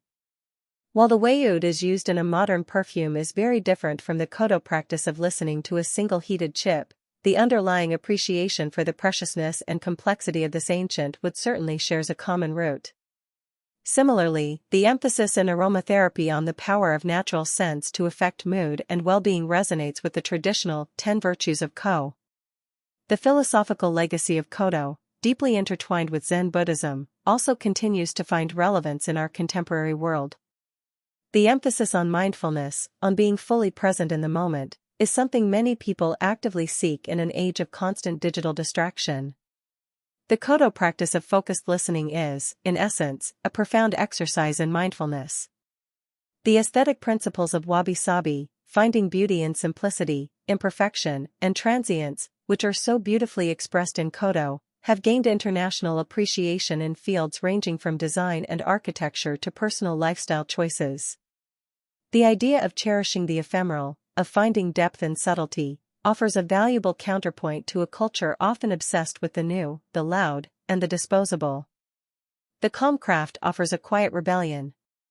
A rather delightful quirky tidbit is that some contemporary Japanese artists and designers continue to draw direct inspiration from Kodo and its associated aesthetics. You might find modern artisans creating innovative interpretations of incense burners and kodogu, blending traditional forms with contemporary design sensibilities. Some artists even create olfactory art installations, using scent as their primary medium to evoke emotions or tell stories, pushing the boundaries of how we experience and think about fragrance. This shows that the tradition is not merely being preserved in a static form, but continues to inspire new creative expressions, a testament to its enduring vitality. The spirit of the incense master lives on in these modern reinterpretations. The extent to which modern Kodo practice, particularly outside of Japan or in less formal settings, can fully maintain its authentic historical depth and intricate philosophical rigor in the face of globalization, the pressures of commercialization, and the aforementioned scarcity of traditional materials, is naturally a subject of ongoing discussion and gentle concern among both dedicated practitioners and cultural commentators. There is always a tension between preserving the purity of a tradition and making it accessible and relevant to new generations and different cultural contexts. Can the way be truly followed if the path is slightly altered, or if the traveler brings different expectations? It's a question many ancient arts grapple with in the modern age. However, what remains undeniably potent is the core experience that Kodo offers, a moment of profound calm, a sharpening of the senses, a connection to nature and tradition, and an appreciation for a form of beauty that is both incredibly subtle and deeply moving. In a world that often feels overwhelmingly fast, loud, and visually saturated, the quiet, introspective, and invisible art of listening to incense holds a unique and perhaps increasingly necessary appeal. It invites us to close our eyes, to breathe deeply, and to discover the universe of meaning that can be found in a single, fleeting fragrance. So, the legacy of Edo Japan's incense masters is not just in the surviving schools or the museum pieces of Kodogu. It's in the continued human desire for moments of tranquility and refined sensory experience. It's in the faint, comforting scent of sandalwood drifting from a modern apartment, in the mindful appreciation of a complex perfume, in the quiet beauty of a simple, natural object. The calm craft taught not just an appreciation of scent, but a way of being in the world, with attention, with respect, with a sense of wonder for the subtle and the ephemeral. And those lessons, like the most precious Kiara, are truly timeless. The fragrant whispers of Edo still have much to tell us. And so, our long, fragrant sojourn through the serene and subtle world of Edo Japan's incense masters gently, almost imperceptibly, draws to its peaceful conclusion. The delicate wisps of imagined aloeswood and sandalwood, which have curled and danced so vividly in our shared mindscape tonight, now begin to soften, to diffuse, their once distinct notes mellowing into a harmonious, lingering perfume that settles like a comforting blanket over your awareness. The shoji screens of that tranquil Kodo chamber, which filtered the soft light of a bygone era, now seem to grow a little more translucent, a little more distant, as the sounds and scents of that meticulously crafted world begin to recede into the quiet embrace of memory. You can feel the gentle rhythm of your own breath now, a quiet anchor in the stillness that follows our extended journey. The focused intensity of listening to incense, the intellectual delight of the kumiko games, the profound reverence of sacred rites, all these experiences, once so immediate, now begin to coalesce into a single, overarching feeling of serene understanding, a quiet appreciation for a way of life that found such profound beauty and meaning in the most ephemeral of arts. The incense master, that calm and knowing guide, has shared the secrets of their craft, and you have been a most patient and receptive guest in their fragrant domain. There is a unique kind of peace that comes from such deep immersion in a world so different, yet so fundamentally human in its pursuit of beauty, discipline, and connection. The meticulous details of preparing the ash, the precise etiquette of handling the kodagu, the poetic naming of the woods, the subtle interplay of scent and season, all these elements, once perhaps seeming complex or arcane, now feel like part of a beautiful, coherent whole, a testament to a culture that valued mindfulness and refinement in every gesture, in every breath. Let the specific names of the Rikakugomi, the intricate rules of Jinjiko, the precise historical dates of the Edo period, all begin to gently fade from the forefront of your mind, like the last traces of smoke from a perfectly burned chip of Chiara.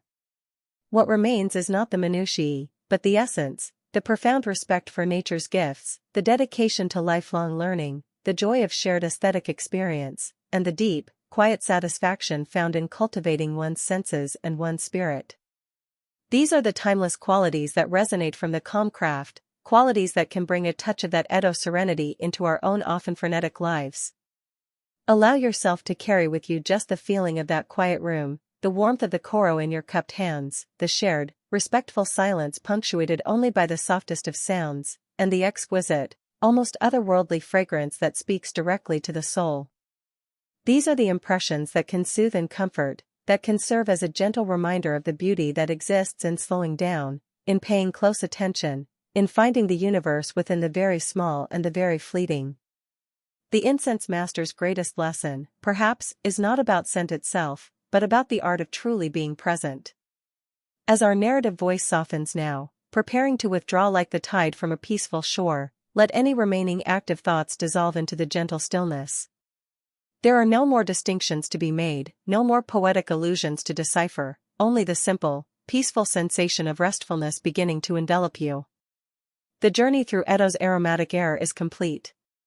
The story of the incense master's calm craft has been lovingly told.